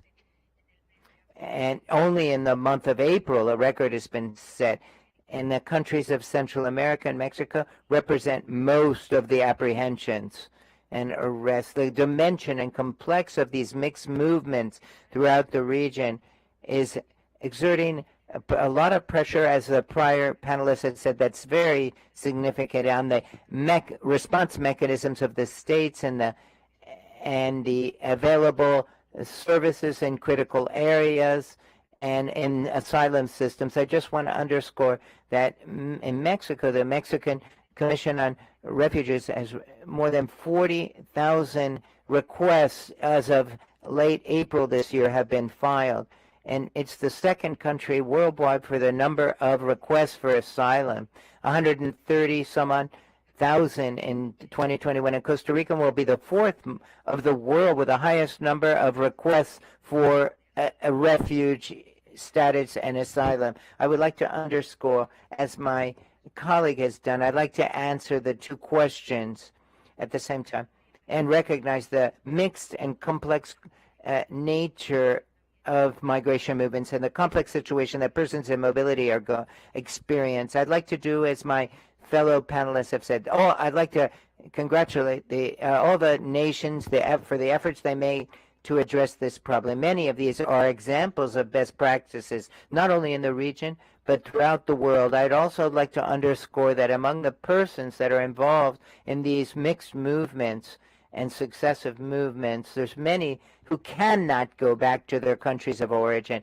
because of reasons related to violence, persecution, and law enforcement problems in the countries where they come from or reside in, and therefore require international protection. I'd like to emphasize that perhaps measures aimed at better border control, which are of the utmost importance, can't just help alone to stop this mixed migration flow, and thus there's an importance of this appeal here, and that we staunchly call on there being a regional and integral approach and with collaboration that can address the challenges that emerge from this migration in the Americas. We have to be pragmatic and que es posible aunando esfuerzos a través de una mayor cooperación de todas las partes interesadas, como muy bien se ha dicho en este panel y en el panel anterior, Estados, sociedad civil, agencias de la ONU, las comunidades anfitrionas y poblaciones afectadas, así también como, entre otros, el sector privado.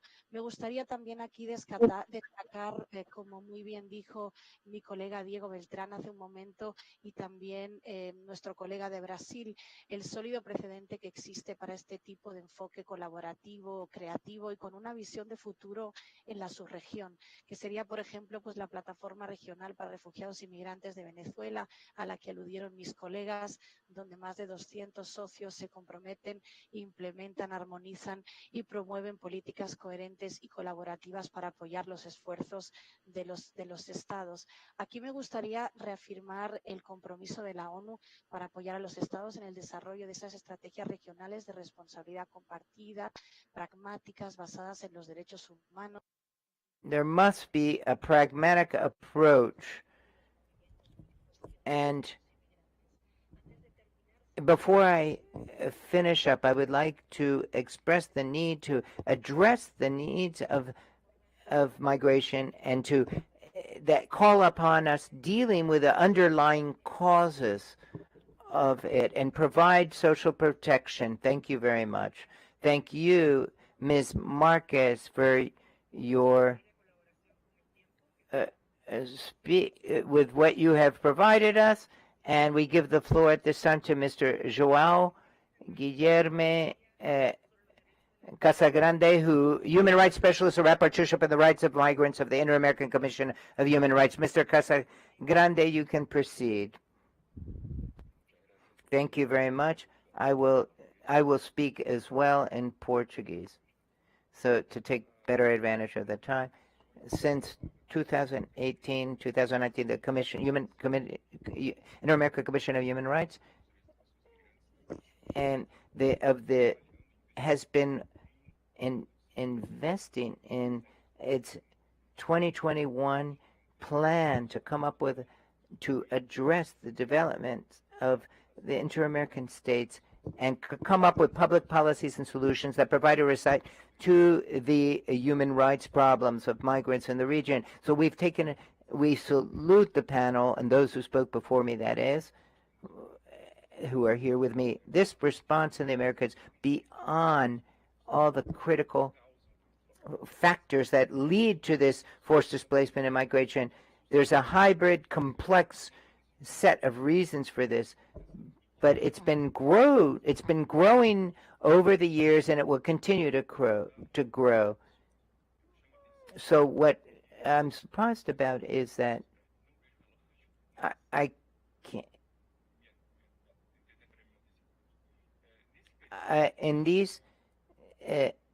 this period, what we note, as was mentioned of the IOM at the beginning, there are national policies. There's regional dialogue in place, and there's to come up with immediate solutions to this crisis.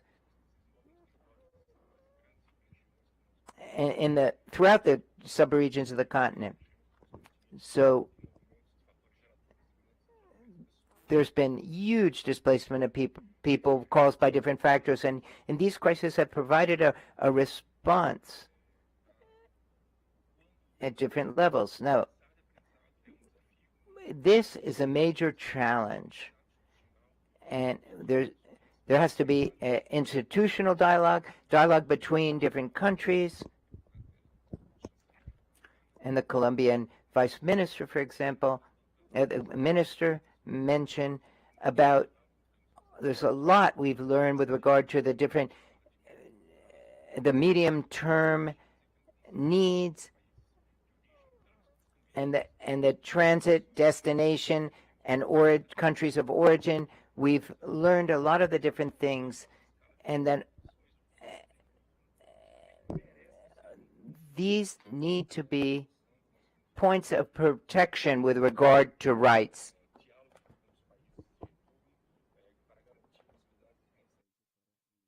We have to guarantee that they can be reinserted.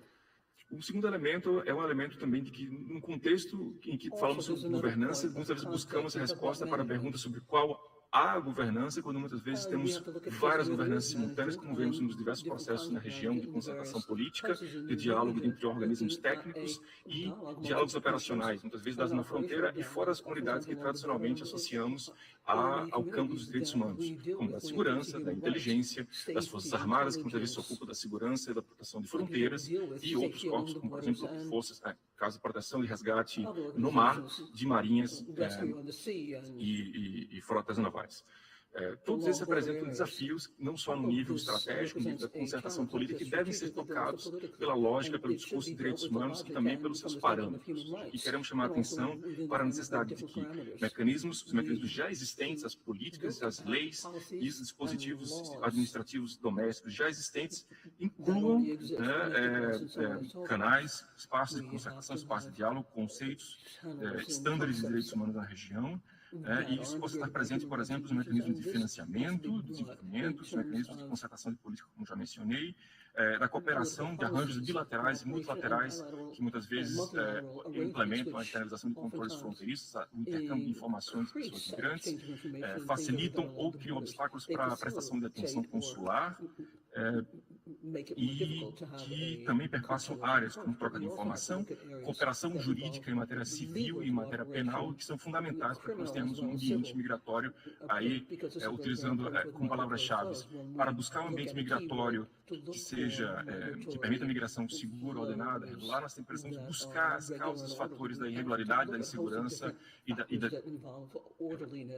da desordem, ou seja, do espaço que realmente promove violações de direitos humanos. Isso implica trazer para o debate instâncias técnicas, ou seja, nós possamos também capilarizar os espaços de concertação, vários deles mencionados, como a CRM, a CSM, este fórum e outros espaços capitaneados, promovidos no âmbito da Organização dos Estados Americanos, em espaços de diálogo técnico, como, por exemplo, possam envolver autoridades migratórias, os organismos nacionais de políticas para pessoas refugiadas, organismos de segurança e inteligência, organismos de controle fronteiriço, independente da sua natureza civil ou militar. And then fourth, the interaction between human rights and humanitarian approach. Now, I emphasize this because this is really very important in terms of coming up with immediate responses and the protection of human life of all of these people. Now, if we don't take heed immediately and look at indiscreet, gradual things that we can do, we have to look at what we can do in the long run. And this also has to be upheld by human rights. But we have to look at some of the challenges from the childhood to adolescence and the link with the topics of dislocation and external dislocation as well. We have to look at a host of different factors that give us an early warning so that we can deal with these problems. Now, we have to look at other socio-environmental factors as well. And this has been done with a human rights approach.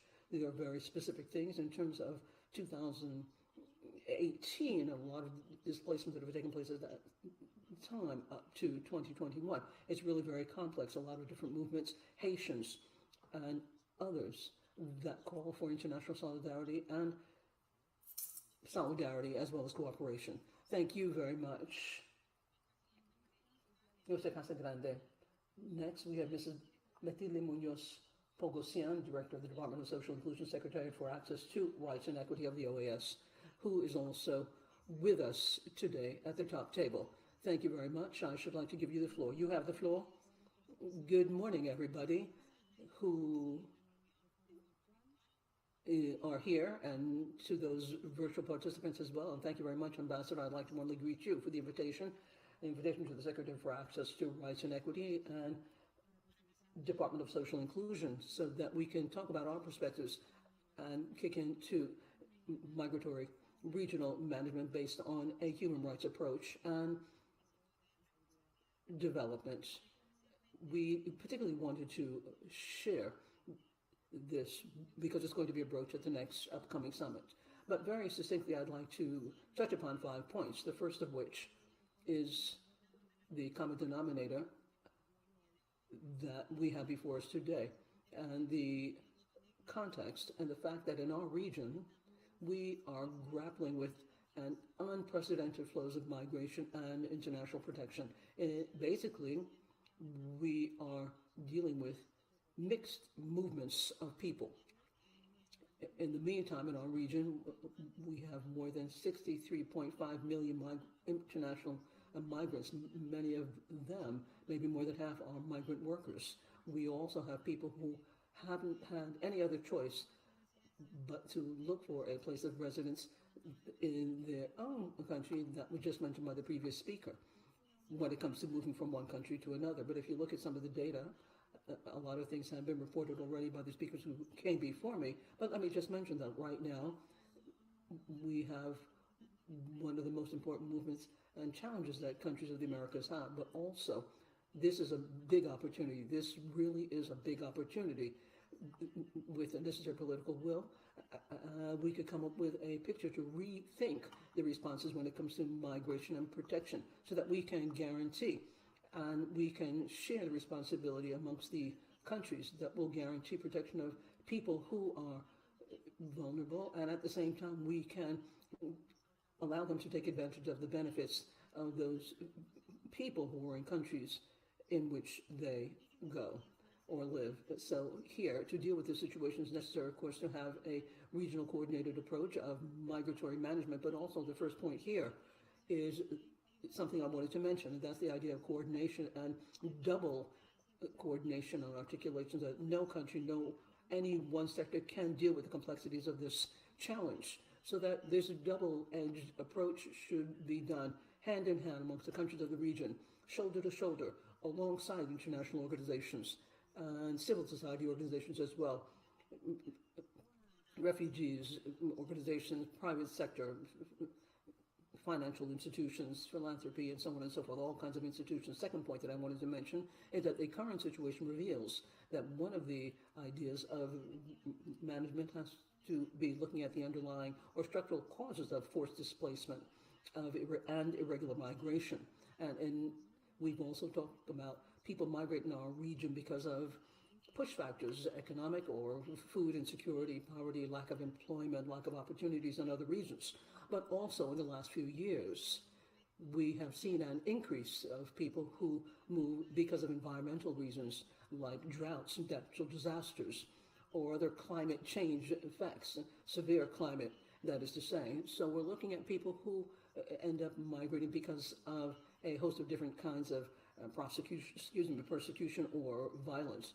And then in the political arena, I wanted to talk about an approach that took that into account. Nonetheless, given the aforementioned context, we have to look at this agenda when it comes to migration and protection. This should also be to promote economic, institutional, political stabilization in the transit and the countries of origin that lead us to look at return situations as well. Now, in a few years, maybe in the medium and long term, we have to make efforts so that we can have a migratory management that is truly effective.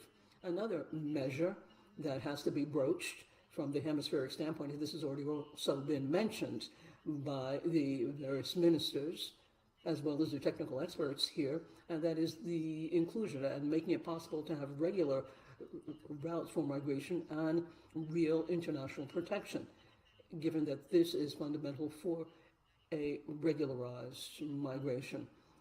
Hundreds of thousands of people, including the most vulnerable, who are poorly qualified or poor, have to be regularized, and if not, we're looking at trafficking in persons, whereby we need to have a regularized situation. So in this regard, we have to consider broadening, opening up opportunities on the job market. We have to look at better situations for families and temporary measures for protection, additional measures, in addition to guarantee the right to ask for asylum or request asylum. As has already been said, this is a complementary or an additional measure for protection. Now, it's also worthwhile mentioning another very important point, and that is that there has to be a new discussion when it comes to migratory regional management. We should not start at square one. It should be based on best practices applied regionally, locally, and across the board. And here we see that states have adopted various kinds of standards to broach migration, although, of course, there are still challenges in terms of implementation nationally, as well as coming up with better coordination in the various sectors when it comes to health, education, social protection, as well as coordination with local governments that oftentimes are the first stop when these migrants and refugees come in. Now, another very important point, and that is that I wanted to emphasize that regionally countries of the Americas have already developed management measures, and these were mentioned. I'm not going to delve into the details here because there's no time, but I did want to mention, as was already mentioned by Ambassador Roquevaire at the very outset, let me underscore the exchange of ideas. What was done in May in the meeting chaired by Peru amongst the different regional mechanisms with a view to coming up with proposals to promote hemispheric integrated coordination across the board, which is one of the mechanisms which has to be looked at and is up running. RPM, CSM, these things were already mentioned, the Quito process as well. So finally, let me just mention that in terms of the Summit of the Americas, the importance of being able to take advantage of this picture so that this dialogue on mechanisms and safety will lead to concrete activities and actions in our discussion, and we can make available, of course, everything for the Secretariat so that we can support the efforts being made by states. Thank you very much. Thank you very much, Dr. Pogosian.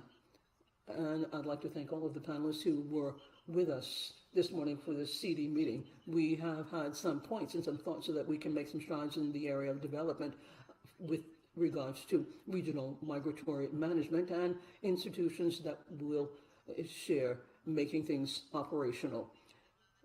We are going to pull together the discussion amongst panelists so that we can have everybody participate.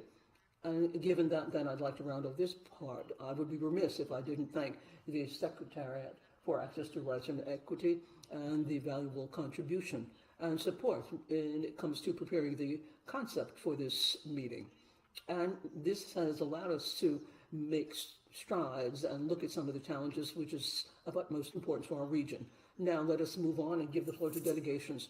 And let me just also remind you that we have to abide by the time agreed to. So first, I'd like to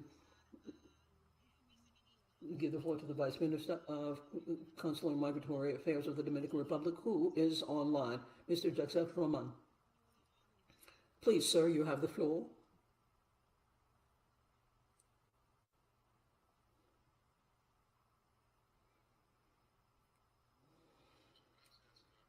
Thank you very much, Madam Chairman.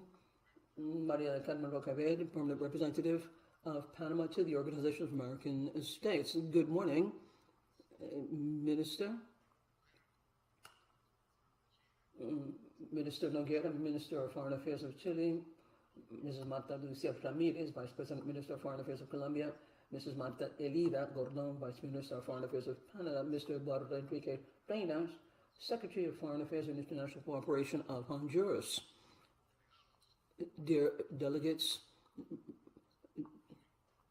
Department of Economic Affairs, Marca Plata, Executive Secretary of Equity and Rights, as well as the Director of Social Inclusion, Mrs. Bogosian, Director of Department of Social Inclusion. Ladies and gentlemen, the Dominican Republic is a democratic state, and therefore our president has a foreign policy, especially promotion of values of democracy and human rights for all people. And that's why this administration makes great efforts to develop public policies that strengthen democracy so that we can effectively fight against corruption and so that we can more effectively work against organized crime. Migration in the hemisphere is what we're talking about today, and this generates very different consequences for each and every one of our countries, both social as well as humanitarian economic ramifications. Human mobility should also be approached in an integral way, and once again, the Dominican Republic, contrary to other, at a special place. This cannot be looked at as an isolated case. We have to take into account that the networks and anything that works to the detriment of migratory policies work against migrants themselves. Now, the PACs, the challenges and the opportunities of migratory management have to be looked at. Countries of the region share a common approach. This flow of migrants through our lands is something we have in common, and this is increased in the world, and it's really important to look at the impact it has in the region. The Dominican Republic has a normative framework that controls these flows. We have a National Migration Council that has a migratory policy across the board looking at the implementation of different policies. Our country very actively participates in regional and multilateral arenas for an exchange of experiences and coordinating everything that we're talking about. And this allows us to strengthen ties among states with a constructive dialogue amongst countries, be they those of origin, transit, or destination countries. And as such, then, sharing our best practices, we can share our experiences and what we do so that we can come up with responses and an approach which undergirds institutions and their strength in this area. But one of the main challenges that we have, that we're dealing with regionally, and especially when it comes to the Conference on Migration, chaired by Pro Tem Chairman of El Salvador, is the experiences that we heard about from Panama when it comes to people crossing the Darien Straits and irregular migration.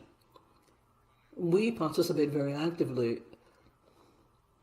in terms of public policies when it comes to this area, and we share experiences looking at the 4 different groups of the conference: irregular, massive migration, as well as looking at taking a closer look, I should say, at the most vulnerable. We participate in the Quito process. The migratory displaced people of Venezuela had to have a very special approach and across the board approach when it comes to the region, looking at shared responsibility of states. This was a priority when it came to participating in this dialogue with all of the strategies regionally so that we can deal with the crisis of Venezuelan migrants. This is from the standpoint of various pillars: economic, education, family reunification support, asylum, refuge, COVID-19 and other areas. Given the high Venezuelan flows to other countries in the region, including the Dominican Republic, the government of our president did joint work with the Ministry of Foreign Affairs and looked at the category as non-resident for workers and students when it comes to Venezuelans who were in our country. More than 100,000 people is what we're talking about. Such then, we looked to provide protection for these people, which allows them to participate with a regular situation in our economy. The United Nations system, particularly the International Organization for Migration, has also been taken into account. For us, it is important to have migratory public policies that ensure rule of law and human rights for all migrants, taking into account all the linkages with other states, which will allow us to find better solutions to this issue.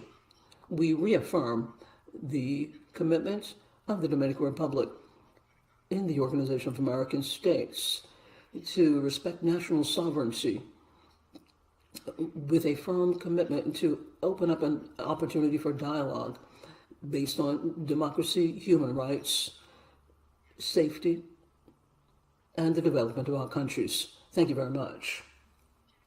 Thank you very much for your comments. I'd now like to give the floor to Giovanni Castillo.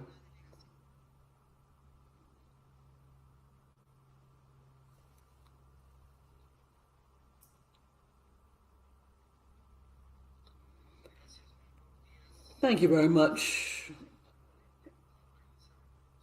Thank you very much, Madam Chairman. Greetings to Luis Almagro, Secretary General of the Organization of American States, permanent representatives, permanent observers of the OAS, ladies and gentlemen. I'm really very happy to be here on behalf of the Republic of Guatemala. And in this regular meeting of CD on the multilateral approach to migration crisis in the hemisphere, we know that our region is grappling with very serious challenges given the migratory dynamic here, as well as ramifications of COVID-19, as well as the effects of climate change have to be taken into account. And that's why it's imperative to come up with an integrated, coordinated, co-responsible approach so that we can have organized, regular, and safe migratory flows. We understand that migration should be broached from the standpoint of human rights. And from this perspective, we have taken on the commitment to oversee human rights for all migrants, irrespective of their migrant status, with special attention to the most vulnerable groups, such as girls and boys and migrant adolescents, those accompanied and unaccompanied. Senior citizens are included in some of these groups as well as others. We have to look at conditions that will allow for growth and development. And this will be done so that we have the necessary wherewithal to generate productive activities. And in this case, we have to contribute to better conditions of life and social well-being for all. In addition to the national efforts being made, the Minister of Foreign Relations with other countries in international cooperation undoubtedly has looked at implementing and reaching these objectives, in addition to regional efforts that are being made amongst member states of the Organization of American States. And that is why we have to continue to draft strategies that promote cooperation multilaterally to the benefit of all migrant people. This will be done through alliances and joint work with intersectoral guiding principles. It's crucial to have the involvement of educators as well as international assistance that plays a very important role with civil society and the private sector. Guatemala has an integral plan which involves various agencies and programs alongside the United Nations that work in the Caribbean and Latin America.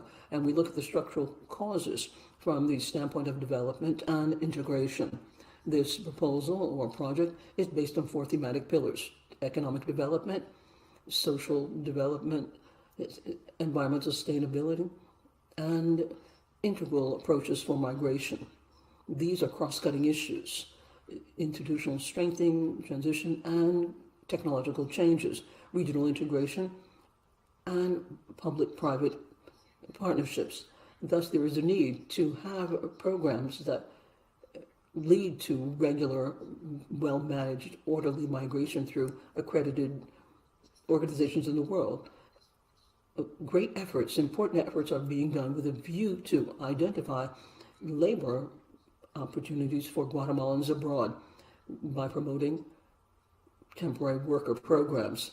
Through these programs for Guatemalans, they have trustworthy incentives that will allow them to take on work abroad, and with the hope that they will go back to their home and their families. As such, then, this will be a circular migration, and it's really very important to work hand in hand and to harmonize what we do so that we don't have misinterpretations when it comes to people and an increase in migratory flows.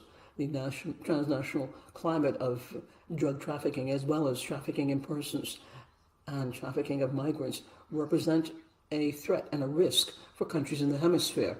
And that is why here we feel it's really very important to close ranks, to work together so that migratory processes can be safe, orderly, and regular.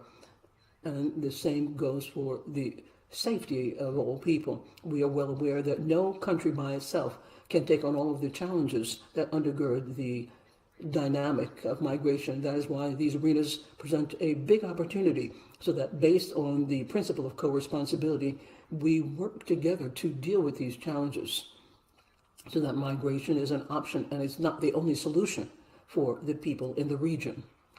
Similarly, of equal importance, we have to look at the fruitful ties from all standpoints and in all arenas, especially the very fruitful contribution to economic development of all countries.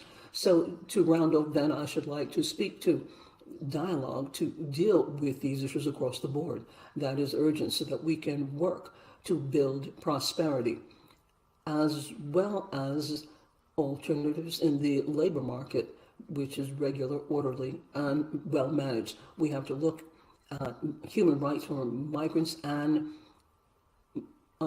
human rights for all families. That has to be at center stage for everyone. Thank you very much.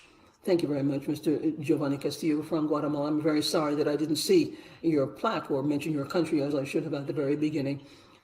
It was because we're online. But that said, I'd like to give the floor to Alejandro Solano from Costa Rica. Thank you very much, Madam Chairman. Good morning, everybody. I'm really very happy to be here at this meeting today.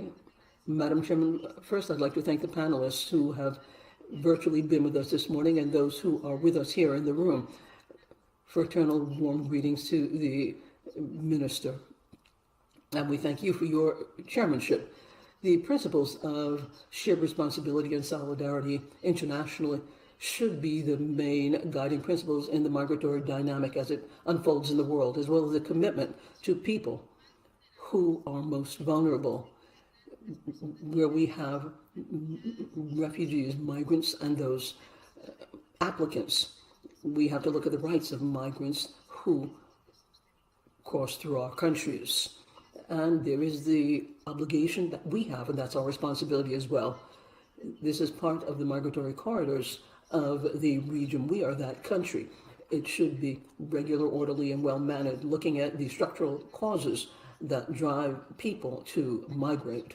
Nationally speaking, migration is of public interest with a humanitarian approach, human rights and human safety at the forefront. We have to look at the positive impact that migration has and the complements when it comes to our migration policy and the state apparatus. Everything should be fully integrated. About 30 institutions work together for management, particularly when it comes to regularizing things, safety, social integration, and employment, looking at migration so that it is safe, and we have to move towards integral development as well as prize human rights for migrants. We have to preserve and safeguard public health and give first line care with people who are in this flow. We have to promote safe transit or passage and curb trafficking in persons. We have to look for vaccines for migrant people, as was already mentioned earlier today, and avoid uncontrolled flows. In this legal framework, we have a host of fruitful actions that contribute to well-management, well-being, and integration of migrants. And here I'd like to offer you some examples. Modernization of the detention shelters for migrants in the South and other areas, the protocols to regularize these migrant workers, especially Nicaraguans and other indigenous populations, are looked at. The agreements with Panama to organize the flow of migrant peoples that go beyond the continent and beyond South America. Migratory labor, CPLAM. This is one document that facilitates the good health for migrants that come into Panama and Costa Rica. We also have the ability to identify people who use this when it comes to mobility, education, and a host of other things. Protection and solutions for refugees in Costa Rica. MINARE is an organization, and we look at vaccinating these people with the availability of the necessary doses without making any distinction as to whether or not they are regular or irregular. We are a champion of the World Pact, and we reiterate our commitment for safe, orderly, and well-managed regular migration, as well as being involved in coming together with joint solutions that ensure a strengthening of migratory effective management, protection of human rights of all migrants, especially people who are most vulnerable, the promotion of appropriate ties between migration and sustainable development, integration, and a definition of strategic priorities, as well as paying attention to the main challenges that the region has to grapple with, as well as strengthening, modernizing our structures. Costa Rica is convinced that there's value in solidarity, and we'd like to appeal to the international community to have regional international cooperation based on principles of shared responsibility. This would be done with a view to forging beneficial and fruitful alliances and partnerships so that we can have effective solutions for migratory flows and things that are of common interest to all of us. We have to always look at opportunities and challenges in migration, particularly the challenges given COVID-19. The regional coordinated work is the only way that we can broach the dynamic of migrations, its origins and the consequences, particularly when it comes to the very characteristics of these human massive movements, which are both within and without the region that our countries are going through. And also, we have to look at the need to have close cooperation, coordination amongst ourselves, member states, when it comes to operationalizing and coming up with strategies for the different platforms that we have, such as CSM, RPM, Quito process, and other things that work with United Nations, IOM, OAS, IDB, donor countries, as well as UNHCR. We would like to coordinate with the work of this council and for integral development, as well as the Secretariat for Access to Equity and Rights, as well as the organization, which is very important for states when it comes to broaching these most relevant issues for our region. Thank you very much, Madam Chairman. Thank you very much.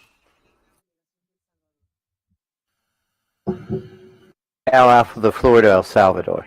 Thank you very much, Madam Chair. We are pleased to have this opportunity to address at this Council migration in the multilateral context thereof, and particularly thank the high-level national and regional authorities for sharing best practices, strategies, and challenges in this area. Without no question, commit us as origin, transit, destination, and return countries to respect the rights of the migrants that go through our countries.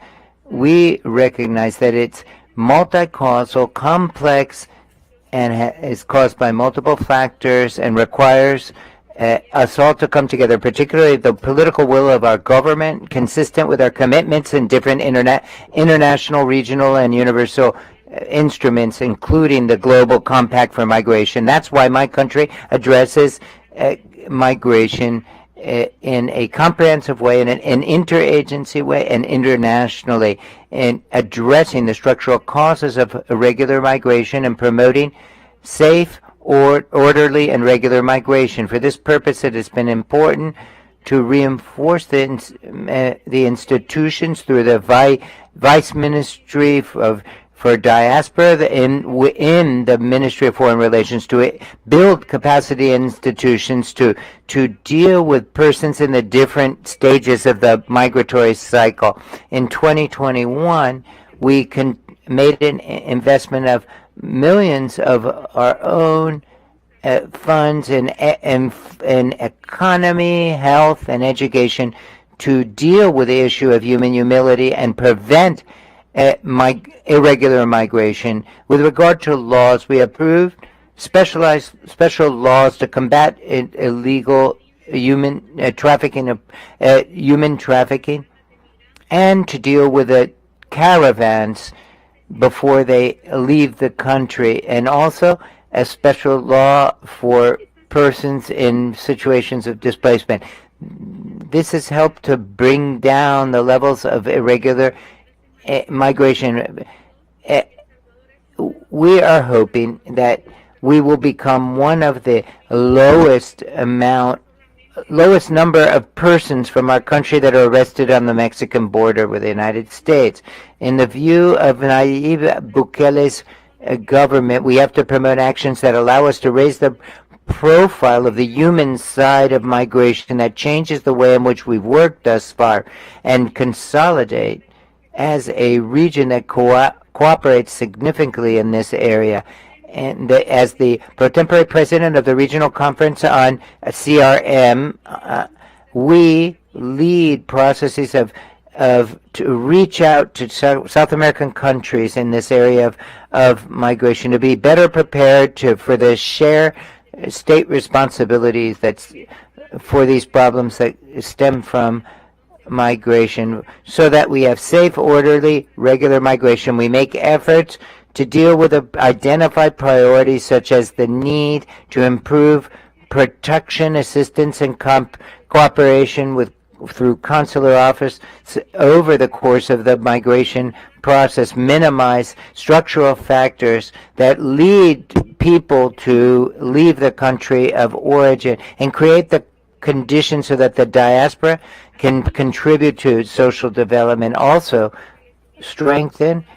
build the capacity of local officials and regional cooperation and results-based management with a gender-based approach and a human rights approach, and take into account to sustainable development. With regard to the Global Compact for Safe, Orderly, Regular Migration, we've been constructively collaborating in the process of implementation, follow-up, monitoring of the 23 objectives and guiding principles in the Compact. Madam Chair, beyond the progress made thus far, we have to tackle the challenges that remain under the concept of shared responsibility. We must respect, protect, and enforce the human rights of all migrants and their families. regardless of their migration status, and strengthen international cooperation to optimize the benefits from migration. Thank you very much. Thank you very much, El Salvadoran delegation. I offer Ecuador the floor right now. Thank you very much, Madam Chair. The delegation of Ecuador hails the chair of CD and thanks the high-level officials from Colombia, Chile, Honduras, and Panama, as well as the other members of the panel who have provided information and shared about the topic that we are engaged in here. We are mobilized but migrants are mobilized because of different factors: economic, labor, social factors is what leads these people, cultural factors, and even internal policies, domestic policies, that to look for better prospects for development and better conditions of salaries, employment. They move to and fleeing deteriorating conditions and dangers, and standards of living have pushed many of the inhabitants of our countries to migrate, either in our region or to other places, even outside of our continent. The migration phenomena has become very complex and requires dynamic responses from states. In the face of dynamic, mixed migration flow, it's unprecedented, and these are conditions that aren't just about migration, traditionally speaking, but this is about disorderly, dangerous, and forced displacements. Among the topics that facing the region is migration from Venezuela, which has been repeatedly cited. Children and adolescents, unaccompanied children and adolescents, these isolated acts of xenophobia and discrimination, complex realities of the host communities, as well as human smuggling and trafficking that indiscriminately affect the most vulnerable of persons in human mobility. The phenomenon of migration should have a hemispheric approach to it. In all the countries, we should address it in a holistic way. It's also important to promote and continue regional dialogue to achieve a humanitarian approach and shared responsibility vis-a-vis the mixed migration in the region. Ecuador is a country of destination, transit, and origin and return. And therefore, we have to approach this in an ongoing, responsibly active way and not in a reactive way. The socio-economic crisis of Venezuela has led to this ongoing flow of migrants out of it. And there has to be support for the host countries. This cannot be done just reacting in the moment based on the laws in force and the structures in place in Ecuador. We deal with the needs and provide free services to migrants.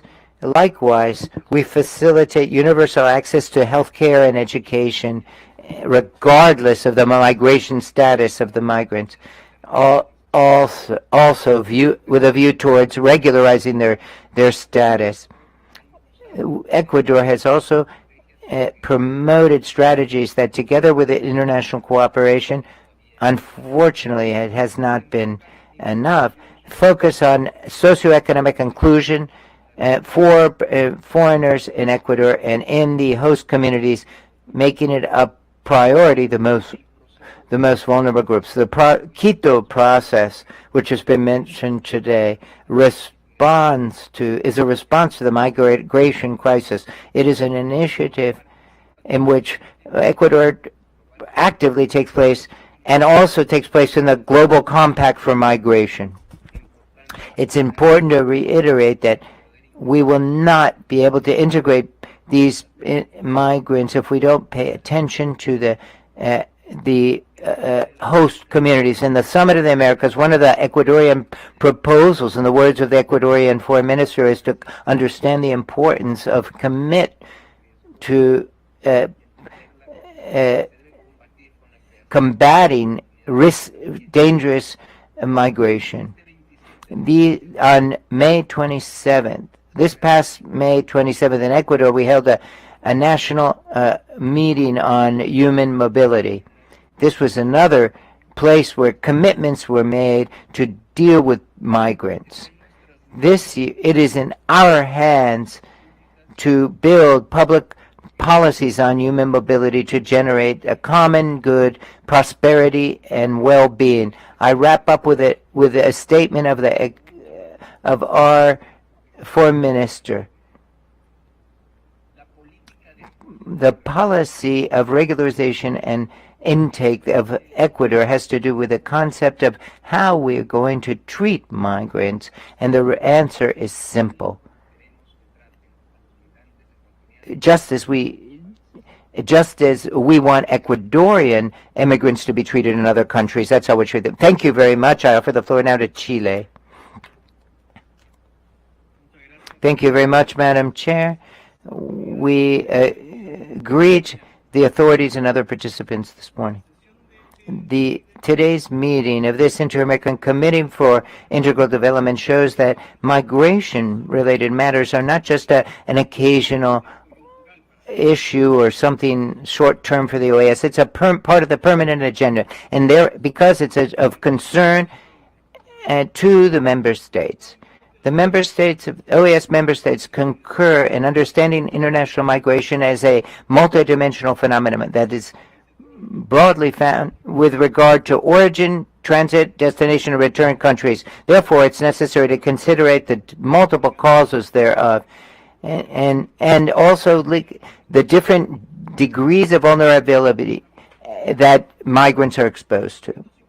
The challenges and opportunities that international migration entails should be addressed with public policies that are evidence-based to create safe, orderly, and regular migration, recognizing the obligations of states to protect the rights of migrants, regardless of their migration status and with full respect for human rights.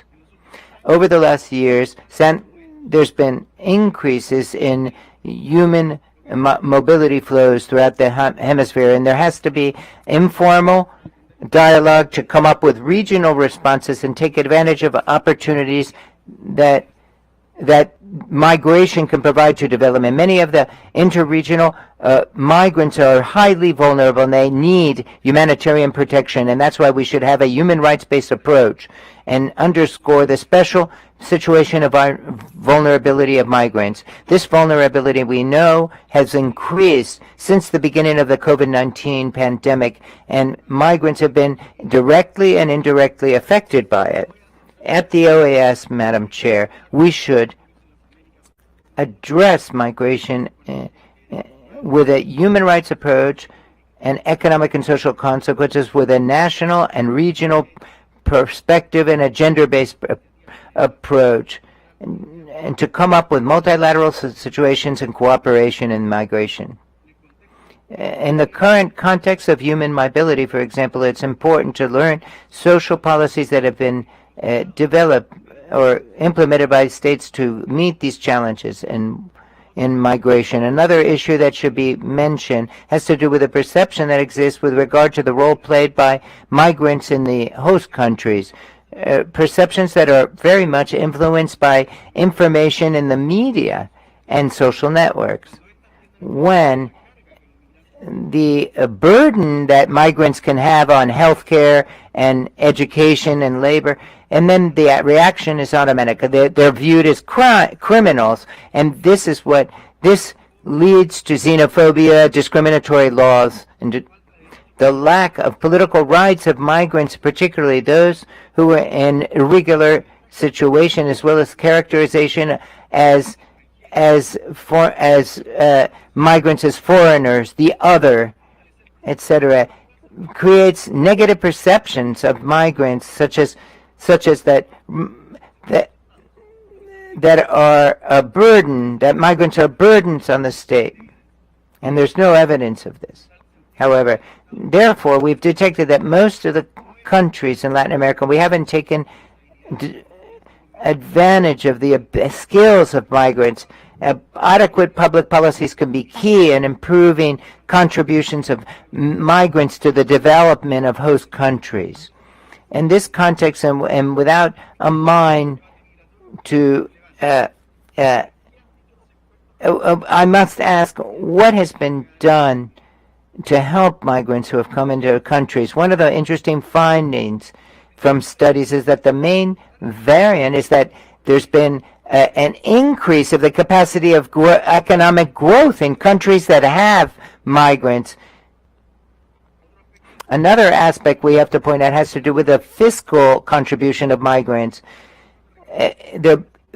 More taxes are collected in countries that have migrants. Studies have been conducted in host countries that percentage-wise they have a lower percentage effect on the healthcare situation, and we have to look at why this is so. Perhaps fear of using these services, and also they participate less, they commit fewer crimes percentage-wise. And when persons are in irregular situations are not registered, they are afraid. Many are afraid. Many countries don't specifically have data on crimes committed against migrants and their families. These are just some examples of the migration debate that it's worthwhile for us to hold at the OAS. Therefore, Chile will continue to promote dialogue and cooperation to address international migration based on best practices, experiences. We know this isn't sufficient, but we believe also that states should take advantage of regional and hemispheric spaces to advance public policies and protect the human rights of migrants. Thank you very much, Madam Chair. Thank you, Chile. I offer the floor now to the delegation of Brazil. Online, I believe.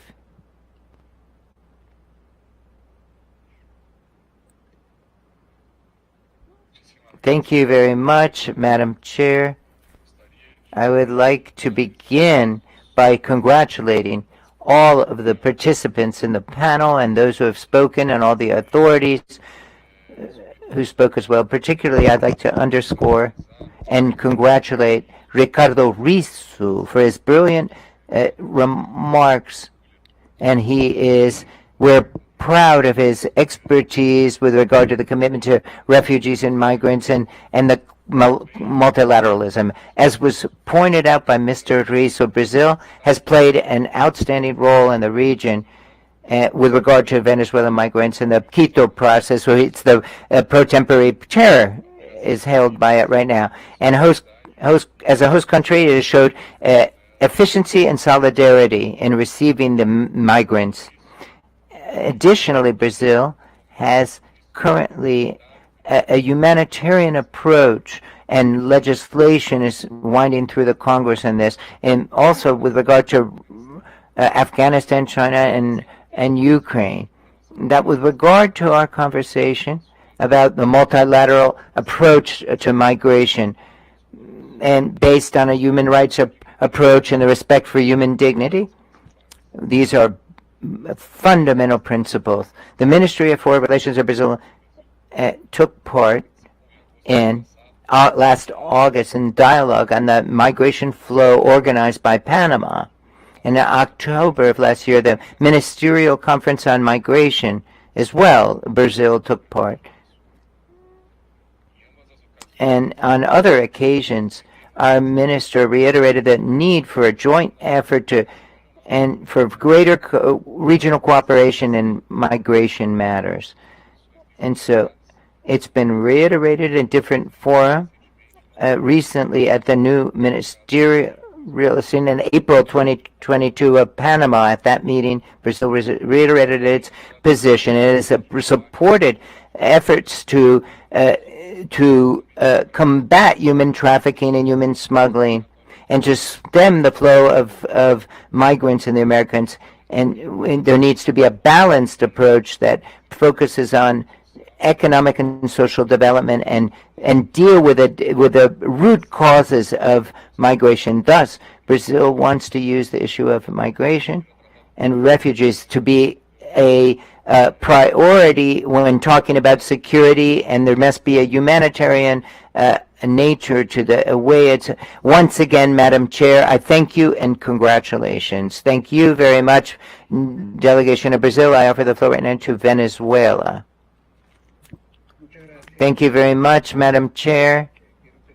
I want to begin by expressing my gratitude to you for the initiative, both to you, that is, and the Department of Social Inclusion of the Secretariat for Access to Rights and Equity for not only convening this meeting, but preparing the conceptual note in advance, and that has made it possible to hold a discussion that has been extremely interesting. I also would like to thank the national authorities of the countries that have taken part in this discussion, as well as the expert panelists. Obviously, Venezuela is at the center of this discussion, no question, because we're the country that is undergoing the worst humanitarian and immigration crisis on the continent. But also, thus far, the statistics show that it's the second largest country of immigrants in the world. This is a situation that is a consequence of a severe humanitarian crisis, which has turned into a real tragedy. Venezuela, when it comes to migration, for a long time was a host country of migrants, particularly as of the end of the Spanish Civil War and the Second World War. Successive waves of migration, hundreds and hundreds of thousands of migrants came to Venezuela. Then the oil boom brought hundreds of thousands of millions of migrants from Colombia, Ecuador, and Peru, from the Caribbean, from the Antilles, all came into our country as migrants as well from Central America. And Venezuela was a country where peacefully coexisted for a long time natives with immigrants in a society that made an effort to integrate and take care of them. And that's why the delegate of Ecuador, Gonzalo Vega, minister, citing the foreign minister of his country about how immigrants in Ecuador should be treated the same way that Ecuadorian immigrants are treated in other countries. I understand this is the way it was in Venezuela in the past, but for political reasons and other reasons, and the presence of political exiles who were fleeing from dictatorships in the Southern Cone, etc. So these were immigrants that we had. Venezuela, we had a high percentage of immigrants and of grandparents, great-grandparents. Many came from abroad and seeking a better life. And that's why this situation we're experiencing right now, and that we're experiencing with a very deep feelings, because we know this problem from both angles. And so therefore everything that has been raised in this debate, this discussion, is of interest to us. It affects us. So I want to talk about two cross-cutting areas. One has to do with how the human rights problem is involved vis-a-vis the migration crisis. The treatment of human rights is a human rights issue. This is, and the foreign minister of Chile, who had been the president of the Inter-American Commission of Human Rights of Chile. For many years she was the president, and she's now the foreign minister. She brought it up. And also the vice president of Colombia, Marta Lucía Ramírez, mentioned the principle of humanity and shared responsibility as well.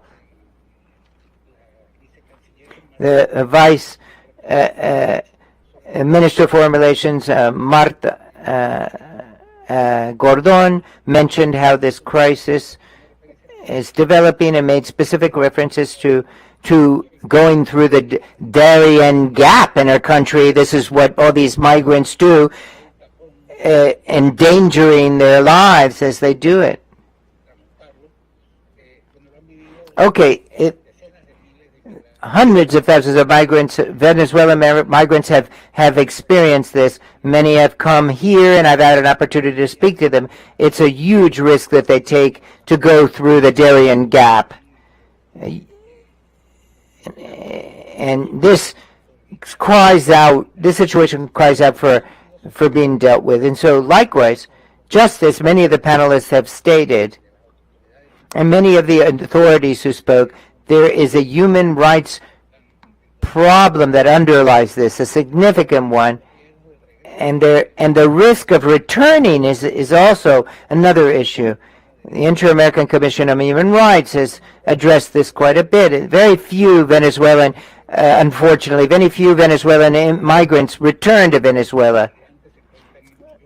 There's millions, and there's maybe 1,000 that return. There's millions of migrants and only thousands return to Venezuela. And those who return, after those migrants have been expelled from a country, they've already, they are subject to retaliation, human rights violations.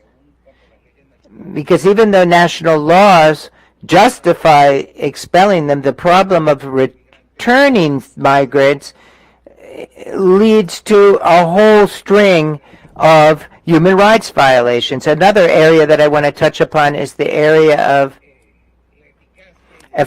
effectiveness of policies that should be established and coordination that should exist, because this migration phenomenon, there cannot be isolated policies. There must be coordination and joint efforts. Sharing best practices is absolutely necessary. And I cannot fail to mention this. Brazil mentioned this as well.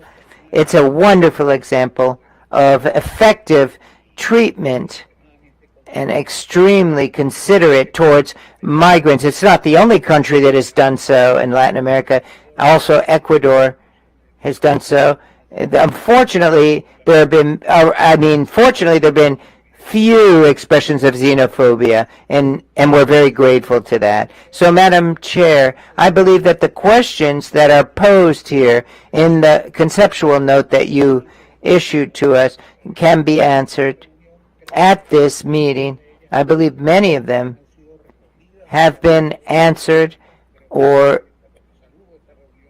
I hail the holding of this meeting on this topic right now. This is an occasion to provide treatment under these 2 points of view, human rights point of view and humanitarian point of view, and a point of view of how to recover after a political, social, and economic phenomena, as the delegate of Chile has just mentioned.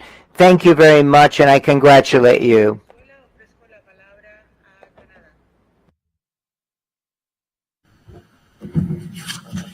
Thank you, Madam President. And thanks to all the speakers today for their presentations and valuable insights, especially to the distinguished ministers and vice ministers who joined us for this important discussion this morning. Canada continues to advocate for safe, regular, and orderly migration and recognizes the many benefits of a well-managed migration system for origin, transit, and receiving countries, and for migrants as well. Canada is a strong supporter and champion country of the Global Compact for safe, orderly, and regular migration. Our migration policies and practices are fully aligned with the 23 objectives and 10 overarching principles of the GCM.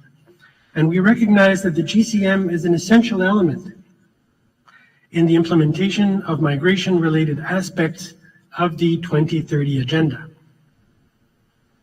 Canada's overarching feminist foreign policy and its feminist international assistance policy influence Canada's approach to international migration management, and we apply a feminist and human rights-based lens to all aspects of Canada's international engagement. Canada strives to address the intersecting forms of discrimination faced by migrants along the migration journey, particularly women and girls, on the grounds of sex, sexual orientation, gender identity and expression, age, disability, race, national or ethnic origin, language, and other relevant identity characteristics.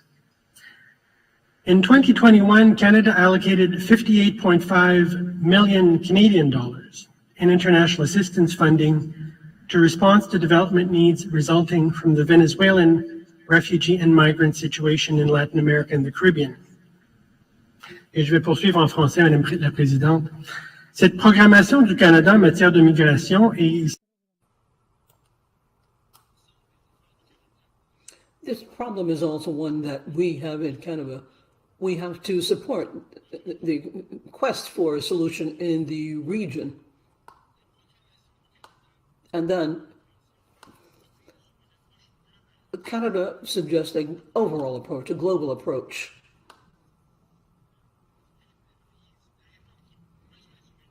To respond to the humanitarian needs for refugees and also for the entire community.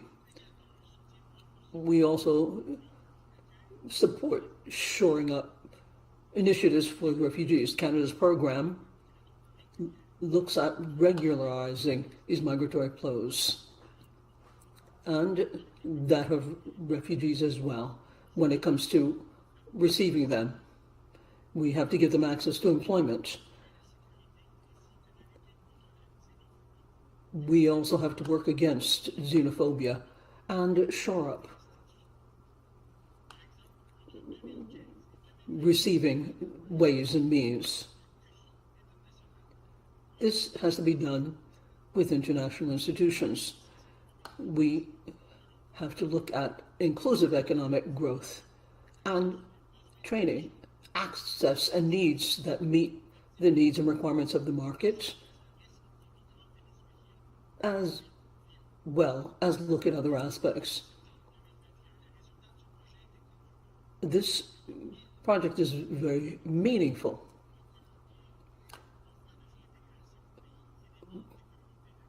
This has to really move towards adequate employment. And Canada works towards positive solutions for migration and will ensure inclusive approaches for everyone. Thank you very much, Madam Chairman. Thank you very much, Canada. I'd now like to give the floor to Mexico.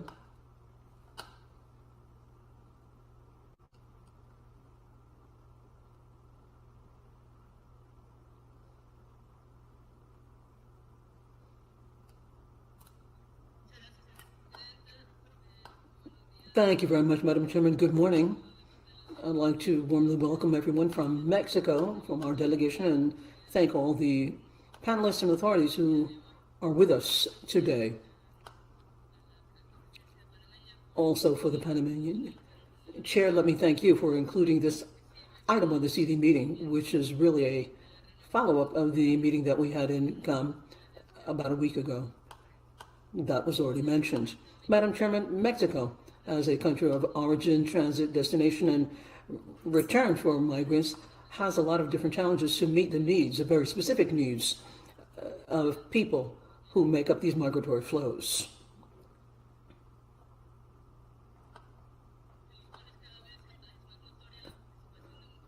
We've got an increasing number of adolescents, children, and women, and people who are very vulnerable. LGBT people, sick people, in addition to many others.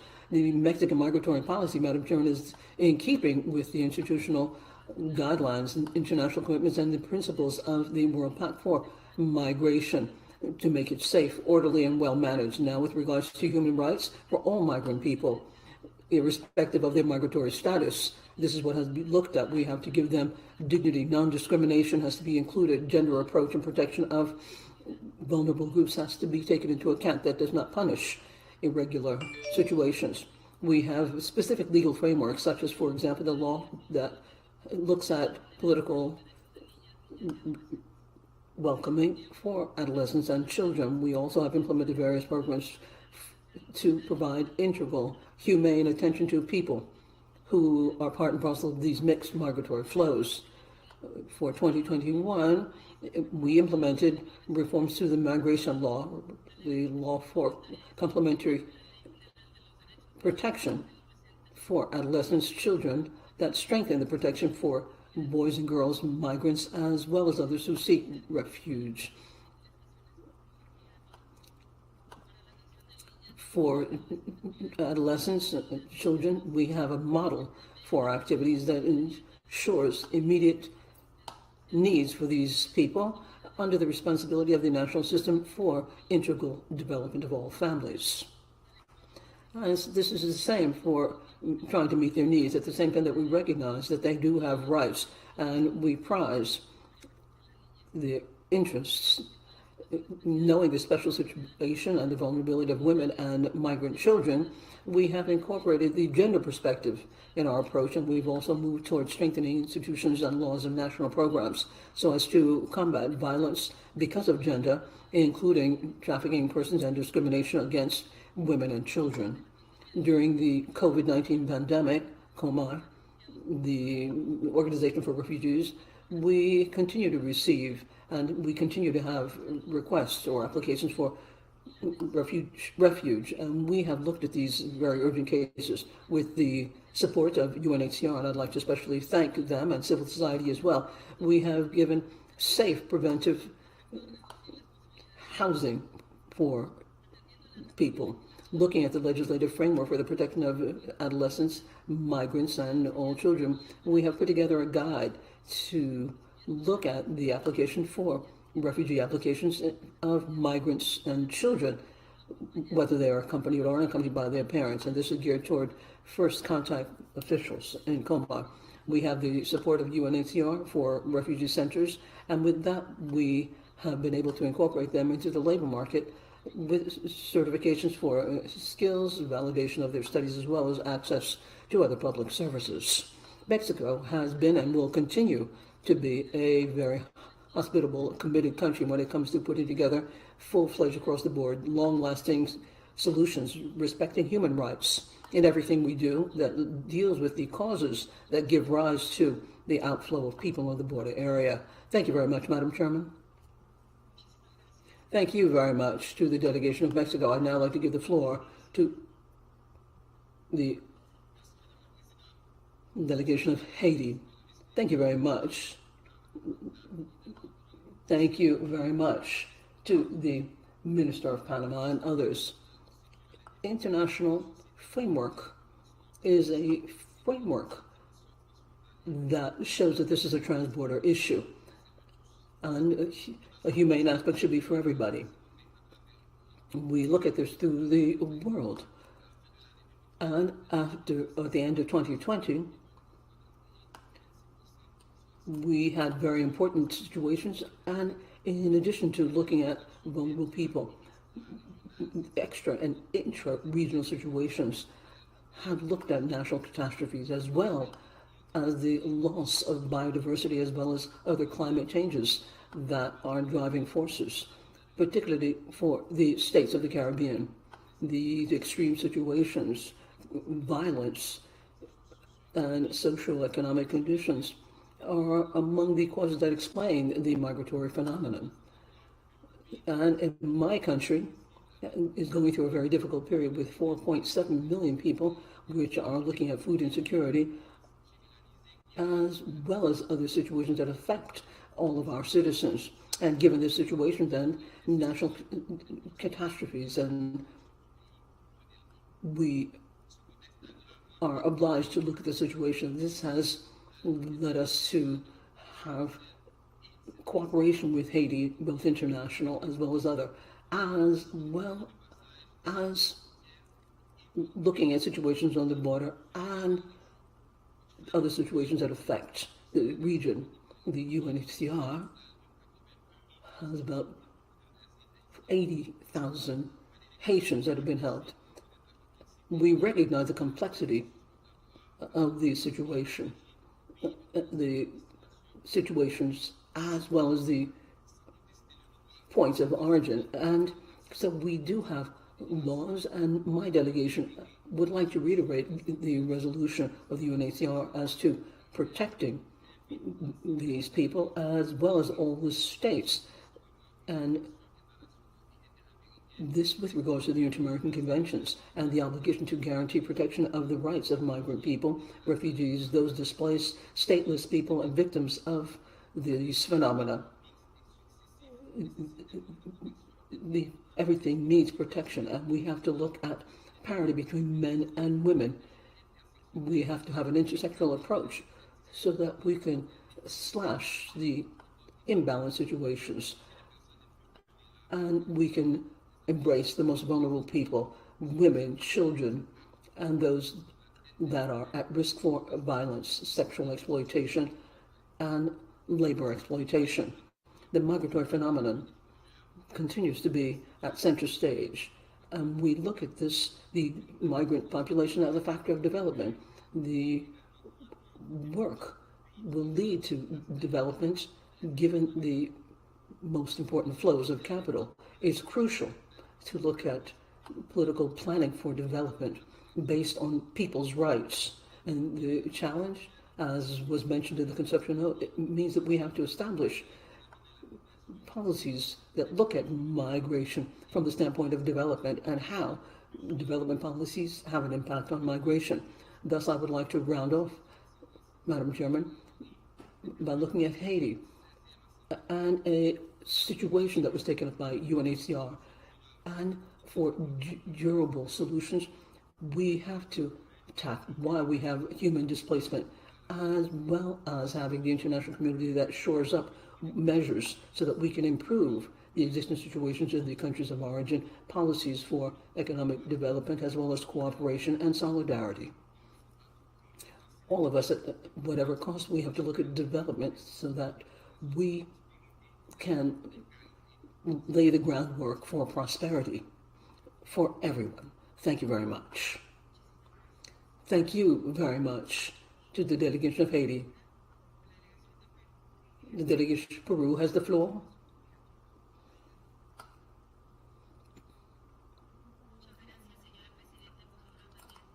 Thank you very much, Madam Chairman. Warm greetings and thanks to all of the authorities who have come from the region who are here with us this morning, virtually as well as in person. Thanks to everyone from the OAS who's here. Ladies and gentlemen, panelists, delegates. First and foremost, as a representative of Peru, I wanted to speak to the pillars of the migratory policies. National policies in Peru seeks to adequately respond to human mobility in compliance with everything in keeping with human rights, non-discrimination, non-criminalization of migratory processes, promotion of safe, ordered, well-managed flows, and in all due respect to sovereignty. We recognize these flows for development purposes and with a gender approach, and sanction of all forms of discrimination, xenophobia, and racism. We have to flesh out actions that lead to access to health, education, and social services, irrespective of the legal status of anybody. We have to have integration of the migrant population so that they can contribute to the development of my country, respect national identity of the migrant foreign people, promote cultural economic exchanges, as well as have activities that guarantee sustained action for people who are in vulnerable situations that require international support. National policies are guided by a shared responsibility approach. Now, I should like to explain and tell you what we've been doing in terms of the strides of migratory flows in the convention. Now, according to our own work plan approved in February this year, on the 17th of May, we had a meeting on regional migration in which we had RQRs as well as people from the CSM, RPM, and the UNHCR. I'd like to answer the following question from the note as far as concerns articulation, coordination, and cooperation with the mechanisms that represent everything. And we have to have mechanisms that are present and have been spoken about here to speak to better management of migration. And I'm going to underscore some of the recommendations that we mentioned in this region as far as the CSM and the RPM, 5 different pillars to establish a dialogue amongst the people present now. These 5 pillars are along the following lines: humanitarian assistance and assistance in the coordination with local governments, migration flows, and regulatory processes for migration, international cooperation, continue to work with states, United Nations, and other international organizations, cooperation, regional cooperation, and social acknowledgement, which refers to the contribution of migrants to their societies that receive them. And then, as far as our 4B platform, the following actions were underscored. Representative R4B took into account the different protocols fleshed out by the platform itself on protection and the process of reunification with families, and for slashing violence against genders or based on gender. We have to also look at the campaigns, the communication campaigns that look at the risks and the needs of migrants and refugees. And then finally, we asked for putting together a host of different services that exist in countries for refugees and migrants, offering them a solid basis for information. We also have other points that were emphasized. UNHCR said that they could cooperate with a regional dialogue, as is their want, looking at innovative solutions in the region so that they can come up with responses to requests and applications for refugee status. And as such, then, they said that it was really important to underscore SICA cooperation for a proper legal framework. And then finally, as far as MUNIT is concerned, we have to pull together the different working groups of MUNIT and the CSM, particularly the local groups, and look at processing of people that need special protection. Currently, Madam Chairman, we are undergoing an evaluation of each and every one of these proposals with each and every one of the representatives of the aforementioned mechanisms, with the entire support of those who are displaced with the social department, so that we can come up with a document that is used as a blueprint or an agenda of sorts for a dialogue that we seek with ECOM. And we hope that there will be a mandate established so that we can have an annual meeting on the migratory issue. And this way, the OAS can throw in its 2 cents when it comes to key issues to make progress in this issue of mobility in the region. And thus, we firmly believe that the OAS can shore up the agenda for a regional dialogue with a focus on human rights and adoption of regional cooperation, so that we can deal with this phenomenon with shared responsibility. Thank you very much. Thank you very much for the chair of migratory issues, Delegate of Peru. Thank you very much for your participation. We will take due note of the recommendations so that we can flesh out the proper route. Now we've come to the substantive issue of the agenda, and I'm going to give the floor to our Vice Chair of the Council for Integral Development.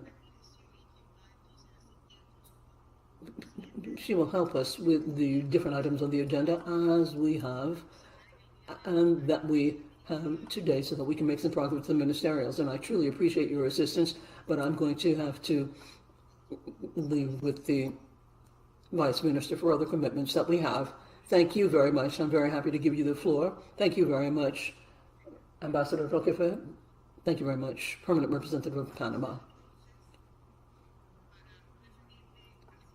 I'd like to move on to the next item on the agenda then, which refers to a consideration of various issues that have to do with the next 3 meetings, the Inter-American Ministerial meetings of CD 2022. Let's first move on to consider the items that we have that have to do with the ministers' meeting and the high authorities of social development. This will be held in Santo Domingo, Dominican Republic in November 2022. Now, with regards to this particular event, my dear colleagues, you will recall that during the CD meeting held last April, we had the preliminary drafts of the agenda CD/Doc 345/22 in Spanish, and the preliminary draft agenda document CD/Doc 346/22 in Spanish. And we agreed that member states would have 30 days to make comments and put proposals on these issues. I've been told that Now that the time frame is up, the Secretariat hasn't received any proposal at all. Given that, then, I understand that member states agree with the two documents that were presented, and therefore I propose that we approve them. If there are no objections with the proposal put by the chair, and based on the understanding that final approval of these documents will be during the very ministerial meeting itself, we go ahead to approve the preliminary draft and annotated agenda and the preliminary draft agenda for the 5th meeting of ministers and high authorities of social development.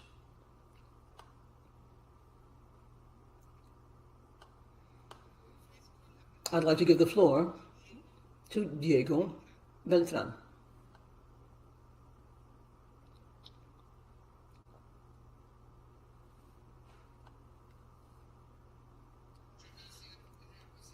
Thank you very much, Madam Chairman, and I'd like to make some very brief comments. I apologize because I'm going to make some comments on previous points that were made.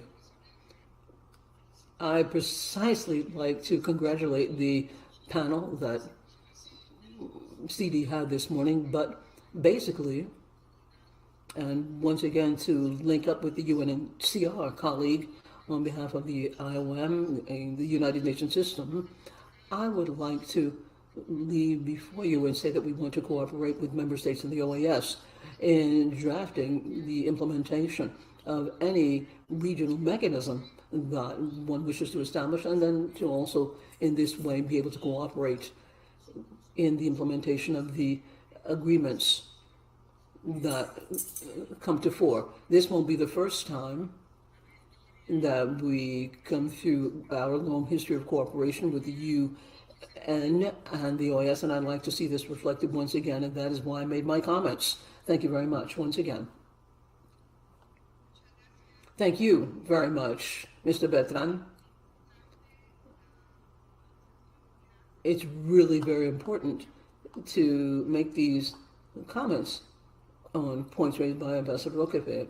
So we truly appreciate your comments, and we've taken due note of them. Once again, then let me go back to the point at hand. As there are no objections, I don't see any. Points approved.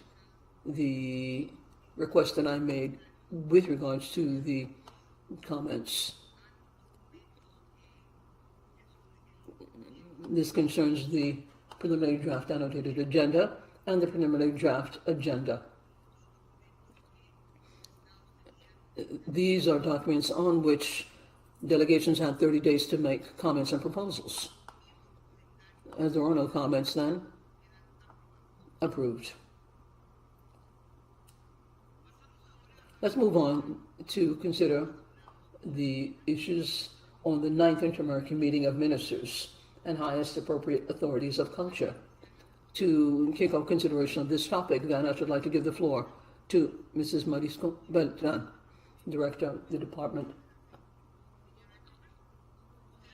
of Culture. Madam, you have the floor. Thank you very much, Madam Chairman. In English.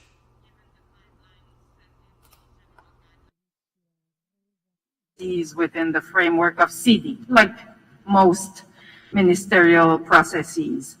Just to recall, the last ministerial meeting was held in September 2019 in Barbados. The planning meeting of the authorities to define the work plan was held in person early March 2020. It was followed by a virtual meeting of the authorities at the end of May 2020. But given the global COVID-19 pandemic that was declared by the WHO in March, this placed enormous pressure on all government institutions, including the ministries of culture. Regardless of this, it is worth mentioning that despite these exceptional circumstances arising from the pandemic, the work plan of the Inter-American Committee on Culture has been executed successfully thanks to the leadership and commitment of the chair, Colombia, and vice chairs, Jamaica and Costa Rica, as well as the Troika members, Paraguay, Barbados, and Guatemala. Now, in April 2021, Guatemala reiterated verbally its offer to host at the SIC meeting, to host the 9th Inter-American Meeting of Ministers of Culture and highest appropriate authorities. Guatemala presented a proposal of topics for the ministerial and received comments from Ecuador and Peru, among others. Now, taking into account these exceptional circumstances that have been created by the pandemic, this actually forced, in a way, Guatemala to continue assessing the proposed date for the ministerial and also the modality.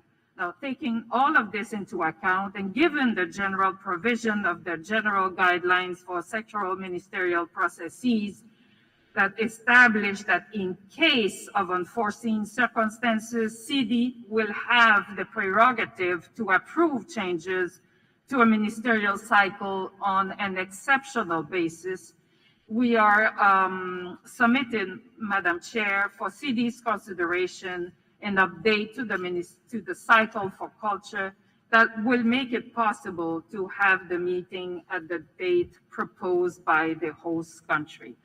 And this update was circulated earlier last week. Thank you, Madam Chair. Thank you very much.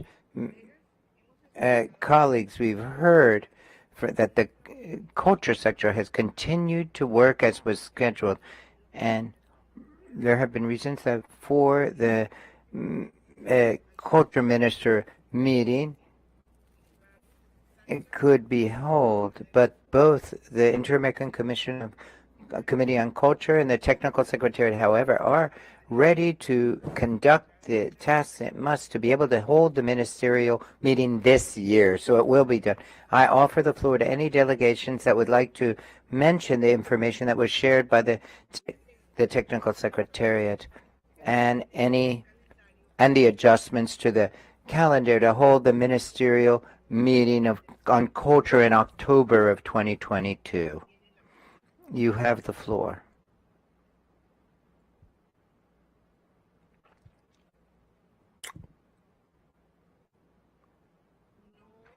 Since I see no request for the floor, and therefore I interpret that CD is in agreement with the proposal of the Secretariat and approves the amendments to the calendar.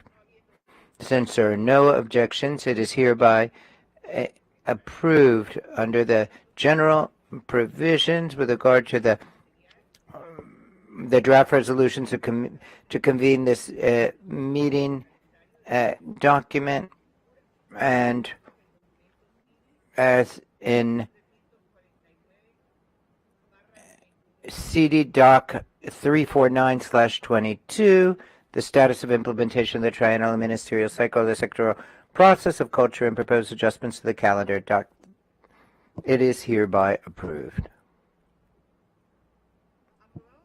Now that these I offer the floor to the Vice Minister of Culture of Guatemala, Mr. Christian Naftali Calderon.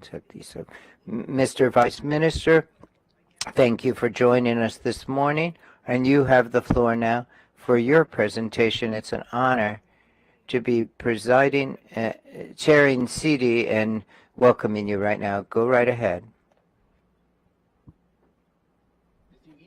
Distinguished authorities, I greet the ambassadors present, honorable invited guests, and member states, executive secretariat, Ms. Osborne, and officials of SETI and the Department of Development, Social Development of the OAS. Greetings to Ambassador Rita Claver-Lee, the permanent ambassador of Guatemala, and I greet you from Guatemala, a country that has decades of and hundreds of years of Culture were honored to become the host of the 9th meeting of ministers and highest appropriate authorities of culture. As to show the commitment of Guatemala, Dr. Alejandro Yamate, the president of our country, supports the actions as the Ministry of Sport and Culture have undertaken. Thus far, there's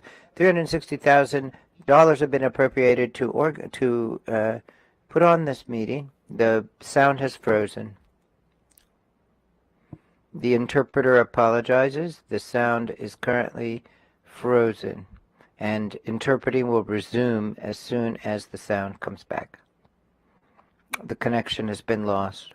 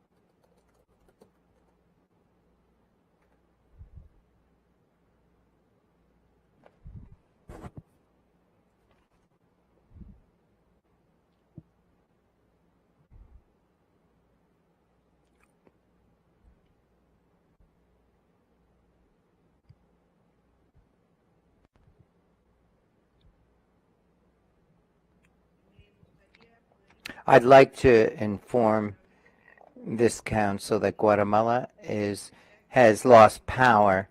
So this is at this very moment, we cannot overcome this. But if you all will allow me, we can move on in the agenda, and then we can, as soon as I'm notified that power has come back in Guatemala, we'll go back to that. No question. The vice minister was more than ready, and he had even begun his presentation. With your indulgence, I will proceed now to the next topic.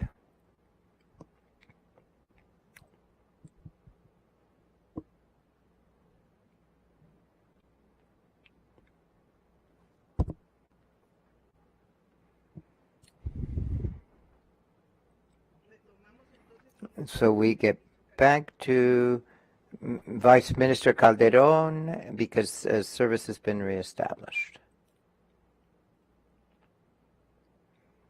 Power is returned.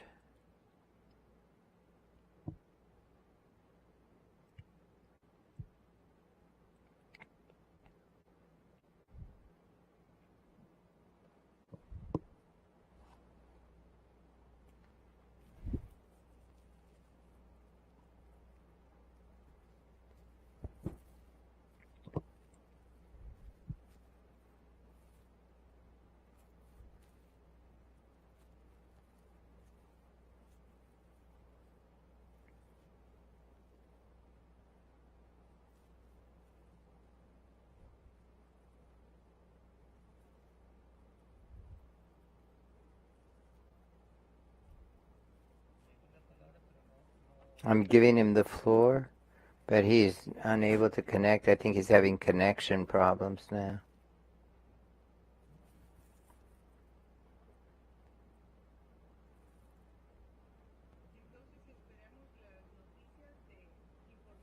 So we'll await news on that front, and let's move on to consideration of matters related to the 11th Inter-American meeting of Ministers of Education. The Director of the Human Development Department, Mr. Jesus Sucre. Mr. Director, you have the floor. Thank you very much. Esteemed Ambassador Rita Claverie, Permanent Representative of Guatemala to the OAS, this Honorable Council and members of the permanent missions to the OAS. Today we're presenting to this Council 6 documents. The first one is a request for adjustment of the calendar of triennial cycle of the sectoral process of education. The draft resolution to convene the meeting, as well as the preliminary and drafted annotated agenda and declaration for the 11th Inter-American meeting of Ministers of Education. As the request for adjustment says, the activities that have been planned for this cycle have been performed within the time, but we needed to set the date for the meeting of the meters under the general, as per the general guidelines.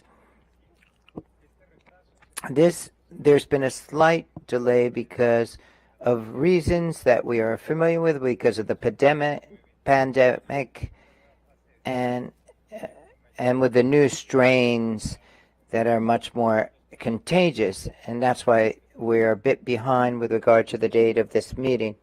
So there were 3 areas that we were focused on: the dialogues on public policies and programmatic actions that have been conducted under the Work Plan 2019-2022 of the Inter-American Committee on Education, and based on the agreements reached during the regular meeting of the Inter-American Committee on Education, which was held in November of last year. We set forth the methodology we were going to follow, and under CDRS 121, under this resolution as well as considerations of the ministers and the special window of the CA, which was held in February of 2022, where priorities of the second phase of the agenda to build a new education compact with regard to education in the hemisphere. Allow me, Madam Chair, to report that we detected that we should conduct an adjustment to the following 2 documents: the request for adjustment to the calendar of the triennial cycle of the sectoral process of education, and the draft resolution to convene the meeting. Both documents were distributed, and we changed the date to hold the ministerial meeting to November 10 and 11 of 2022. I repeat, the proposed date is to hold the ministerial meeting on the November 10th and 11th, 2022. Thank you very much. Thank you, Mr. Jacoban. Colleagues, to organize consideration of the matters considered by Director Jacoban, I propose that we deal with each one individually. First, we've heard the reasons that prevent the ministerial process of education was unable to keep strictly to the calendar of the ministerial cycle of CD. But in light of the exceptional circumstances, the activities of education sector have followed their course and have been held at times. So therefore, both the technical secretariat are ready to conduct the task and hold the meeting of ministers of education this year, and to do so requests authorization of CD to adjust the calendar, the triennial calendar, as proposed in CD Doc 348/22 in Spanish. I offer the floor to any delegations that would like to make reference to the information shared with us by the Technical Secretariat and the adjustments that propose a change to the calendar and enable us to hold the Education Ministers meeting in November of 2022.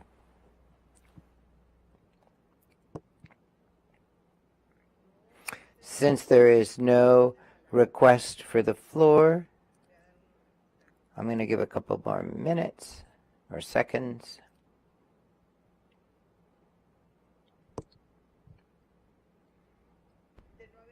Since there are no objections, I take it that CD agrees with the proposal of the Secretariat and approves, therefore, the calendar that has been submitted. It is hereby approved under the general provisions of guidelines for sectoral meetings at the ministerial level and maximum and highest authorities of CD. For this meeting of ministers, as put forward in CD Doc 348/22, hereby approved. These adjustments to the triennial cycle calendar are approved. Now let's move on to the draft resolution as presented by the Secretariat. Thus, in this regard, I must say that we understand the reasons that have forced the government of the Republic of Argentina to withdraw its proposal to act as host of this meeting.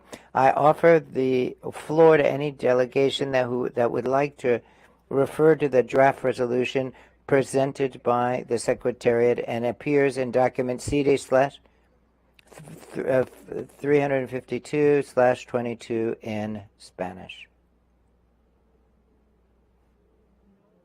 Since I see no delegation requesting the floor,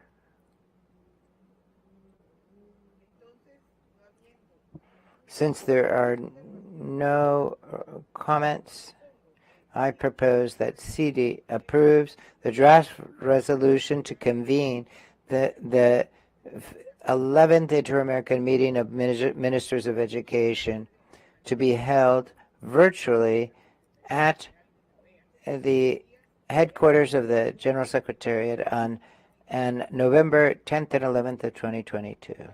Since there's no objection to the proposal of the President, of the Chair's proposal, it is hereby approved. As for the preliminary draft annotated agenda and the preliminary draft agenda, also put forward by the Secretariat, I propose to give 30 days to the delegations to review them, and if necessary, comments may be submitted to the Secretariat. With the comments that are taken in, we will come back to consider this at the regular CD meeting that will be held in June to proceed to approve them. Since there are no objections, it is hereby agreed. And lastly, we take note of the submission of the preliminary draft declaration of the plan of action for the meeting of ministers of education, with regard to which, as established in the procedures for sectoral CD meetings, we briefly will initiate the informal negotiations to address them during the preparatory meeting as appropriate. The member states may submit their proposals to the Secretariat. Thus, it is hereby agreed. Now I can go back to receive information with regard to the connection of the Vice Minister of Culture, Kristen Calderon. I see that the delegation of Argentina has requested the floor with regard to the item that we just agreed upon.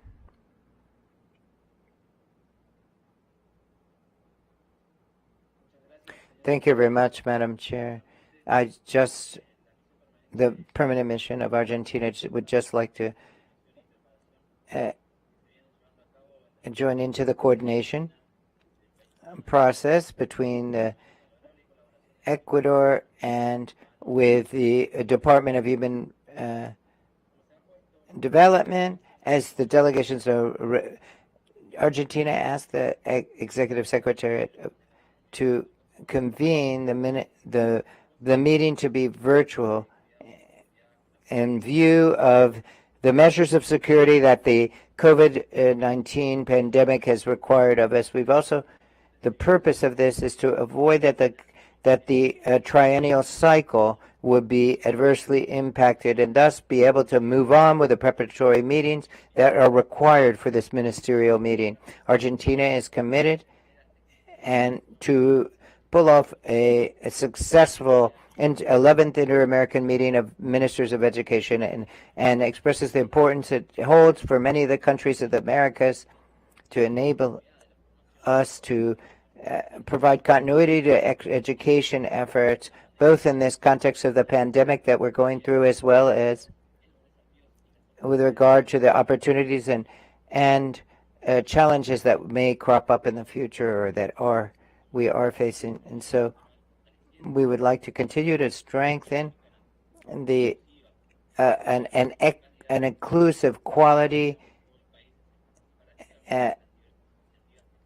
process. We'd like all the countries to take part in this for the 2021-2027 of this agenda. Without further ado, I would like to point out that we have not received any comments from any instructions from our capital with regard to the adjustment to the calendar that has been proposed. And so therefore, I would request your consideration, and from the members, I would like some time to be able to review the adjustment to the calendar and be able to provide a confirmation in my role in view of the role played by Argentina. We'd like to thank CD and thank the authorities of Colombia, Chile, Panama, and Honduras, and the Dominican Republic and Guatemala who have joined us on the panel that we have held at the beginning of this meeting. Thank you very much.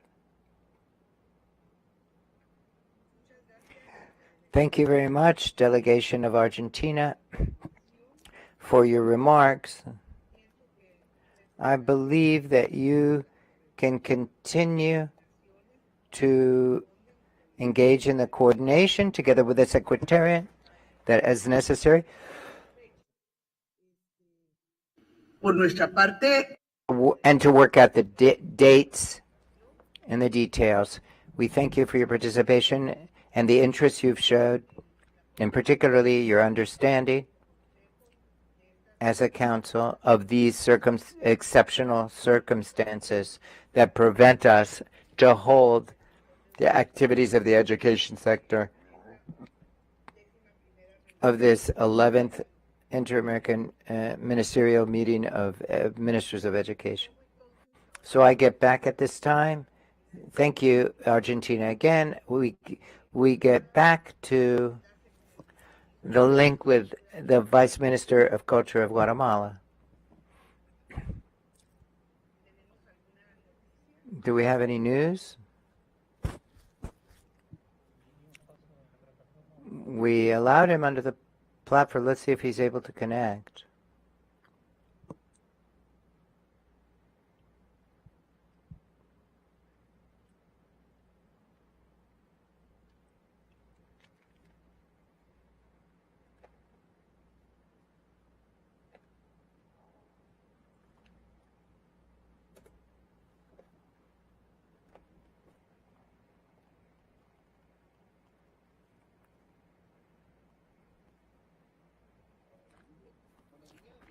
Good morning. Can you hear me, Ambassador? Now we can, Vice Minister.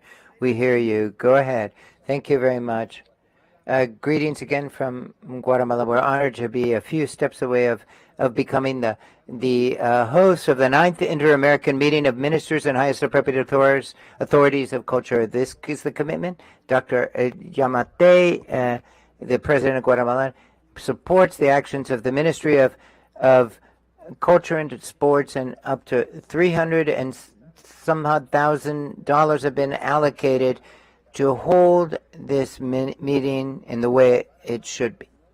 We're going to hold it in Antigua, Guatemala, is where we will hold the meeting, where we have opened up a new art museum, Guatemalan art, with the most important treasures of the culture of our country. We inaugurated 4 rooms recently, and now more than 110,000 women have visited in person, and soon we will have 14 new rooms. Next, we will submit to your consideration the draft resolution of the invitation of the 9th Inter-American Meeting of Ministers and Highest Appropriate Authorities at October 27th, 28th of 2022, which says the following. It thanks and welcomes the offer of the government of Guatemala to hold the 11th meeting of ministers of culture to be held in the city of La Antigua, Guatemala on the 26th, 27th, 28th of October of this year. Secondly, at this meeting, on these dates, in operative paragraph, the upper paragraph above, we call on the member states to take part in this meeting, sending their highest level authorities of culture, and to assign $27,000 as provided for in Chapter 7 of the program budget of the organization for 2022, pursuant to the guidelines established in Resolution CPRS 982,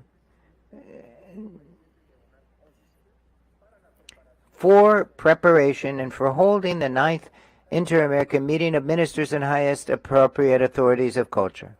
4. To direct the General Secretariat that through the Executive Secretariat for Integral Development SETI to support the preparations and organizations of the 9th Inter-American Meeting of Ministers and Highest Appropriate Authorities of Culture, and to report to to CD, the Inter-American Council for Integral Development, about the results and development of the preparations. Also, I submit to the consideration of the member states the draft agenda and annotated agenda as proposal, technology, creativity, and innovation for the development of development and culture.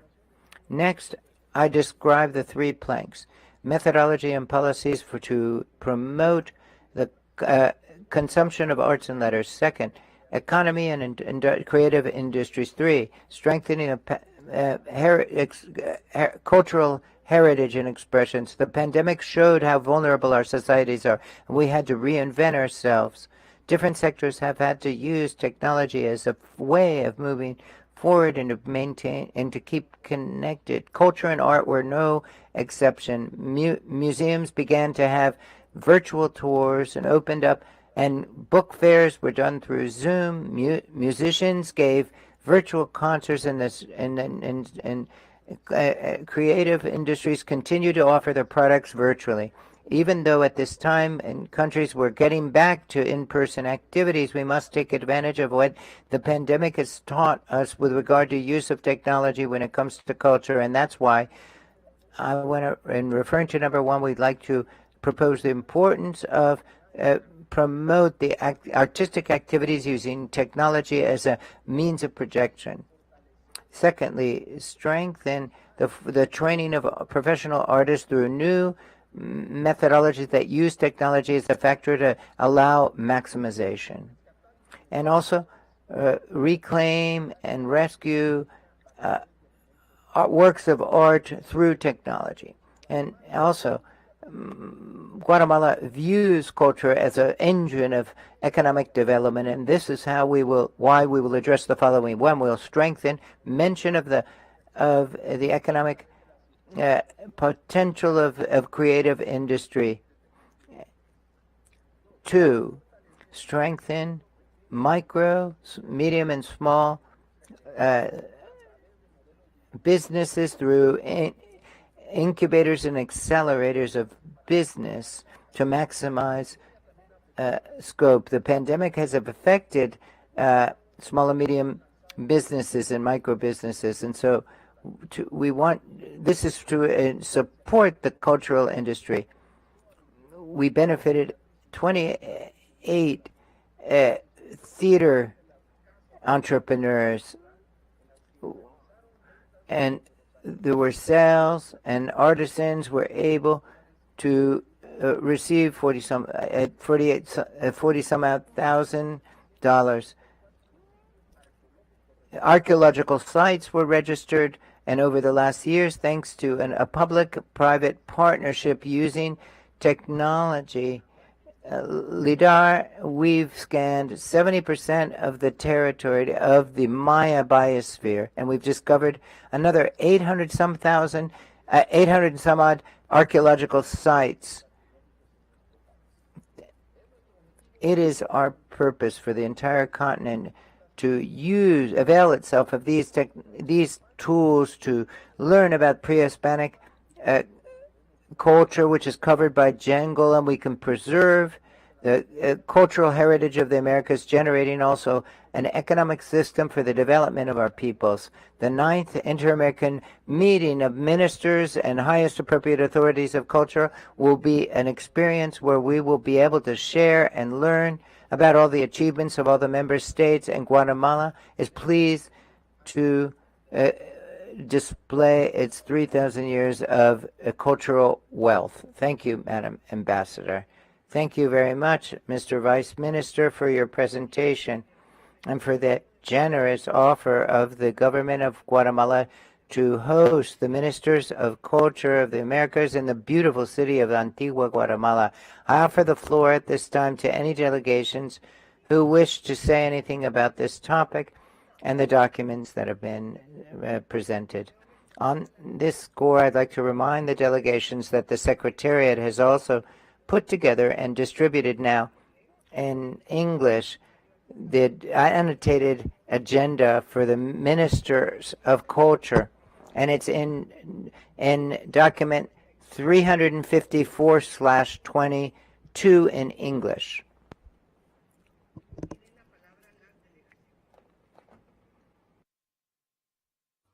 The floor is open. No habiendo ninguna observación, propongo que el CIDI, primero, apruebe el proyecto de resolución para convocar a la 9ª reunión interamericana de ministros y máximas autoridades de cultura para que se celebre en la ciudad de Antigua, Guatemala, los días 27 y 28 de octubre del 2022. Y 2, agradezca al gobierno de Guatemala por su generoso ofrecimiento y le ofrezca el apoyo necesario para la exitosa organización y celebración de la reunión de ministros de cultura. No habiendo objeción a la propuesta de la presidencia, así queda aprobado. En cuanto al proyecto preliminar de temario anotado y al proyecto preliminar de temario, propongo que otorguemos a las delegaciones 30 días calendario para revisarlos y de ser el caso, para presentar sus observaciones. Muchas gracias, viceministro, por su presencia. Estimadas y estimados representantes, hemos concluido la consideración de los asuntos incluidos en el orden del día de esta reunión. Consulto ahora si alguna delegación desea traer a la atención de este Consejo cualquier otro asunto.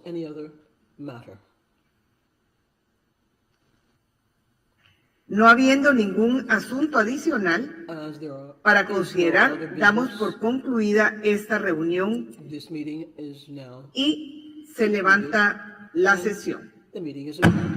Muchas gracias. Feliz día a todos, caluroso. Have a wonderful warm day.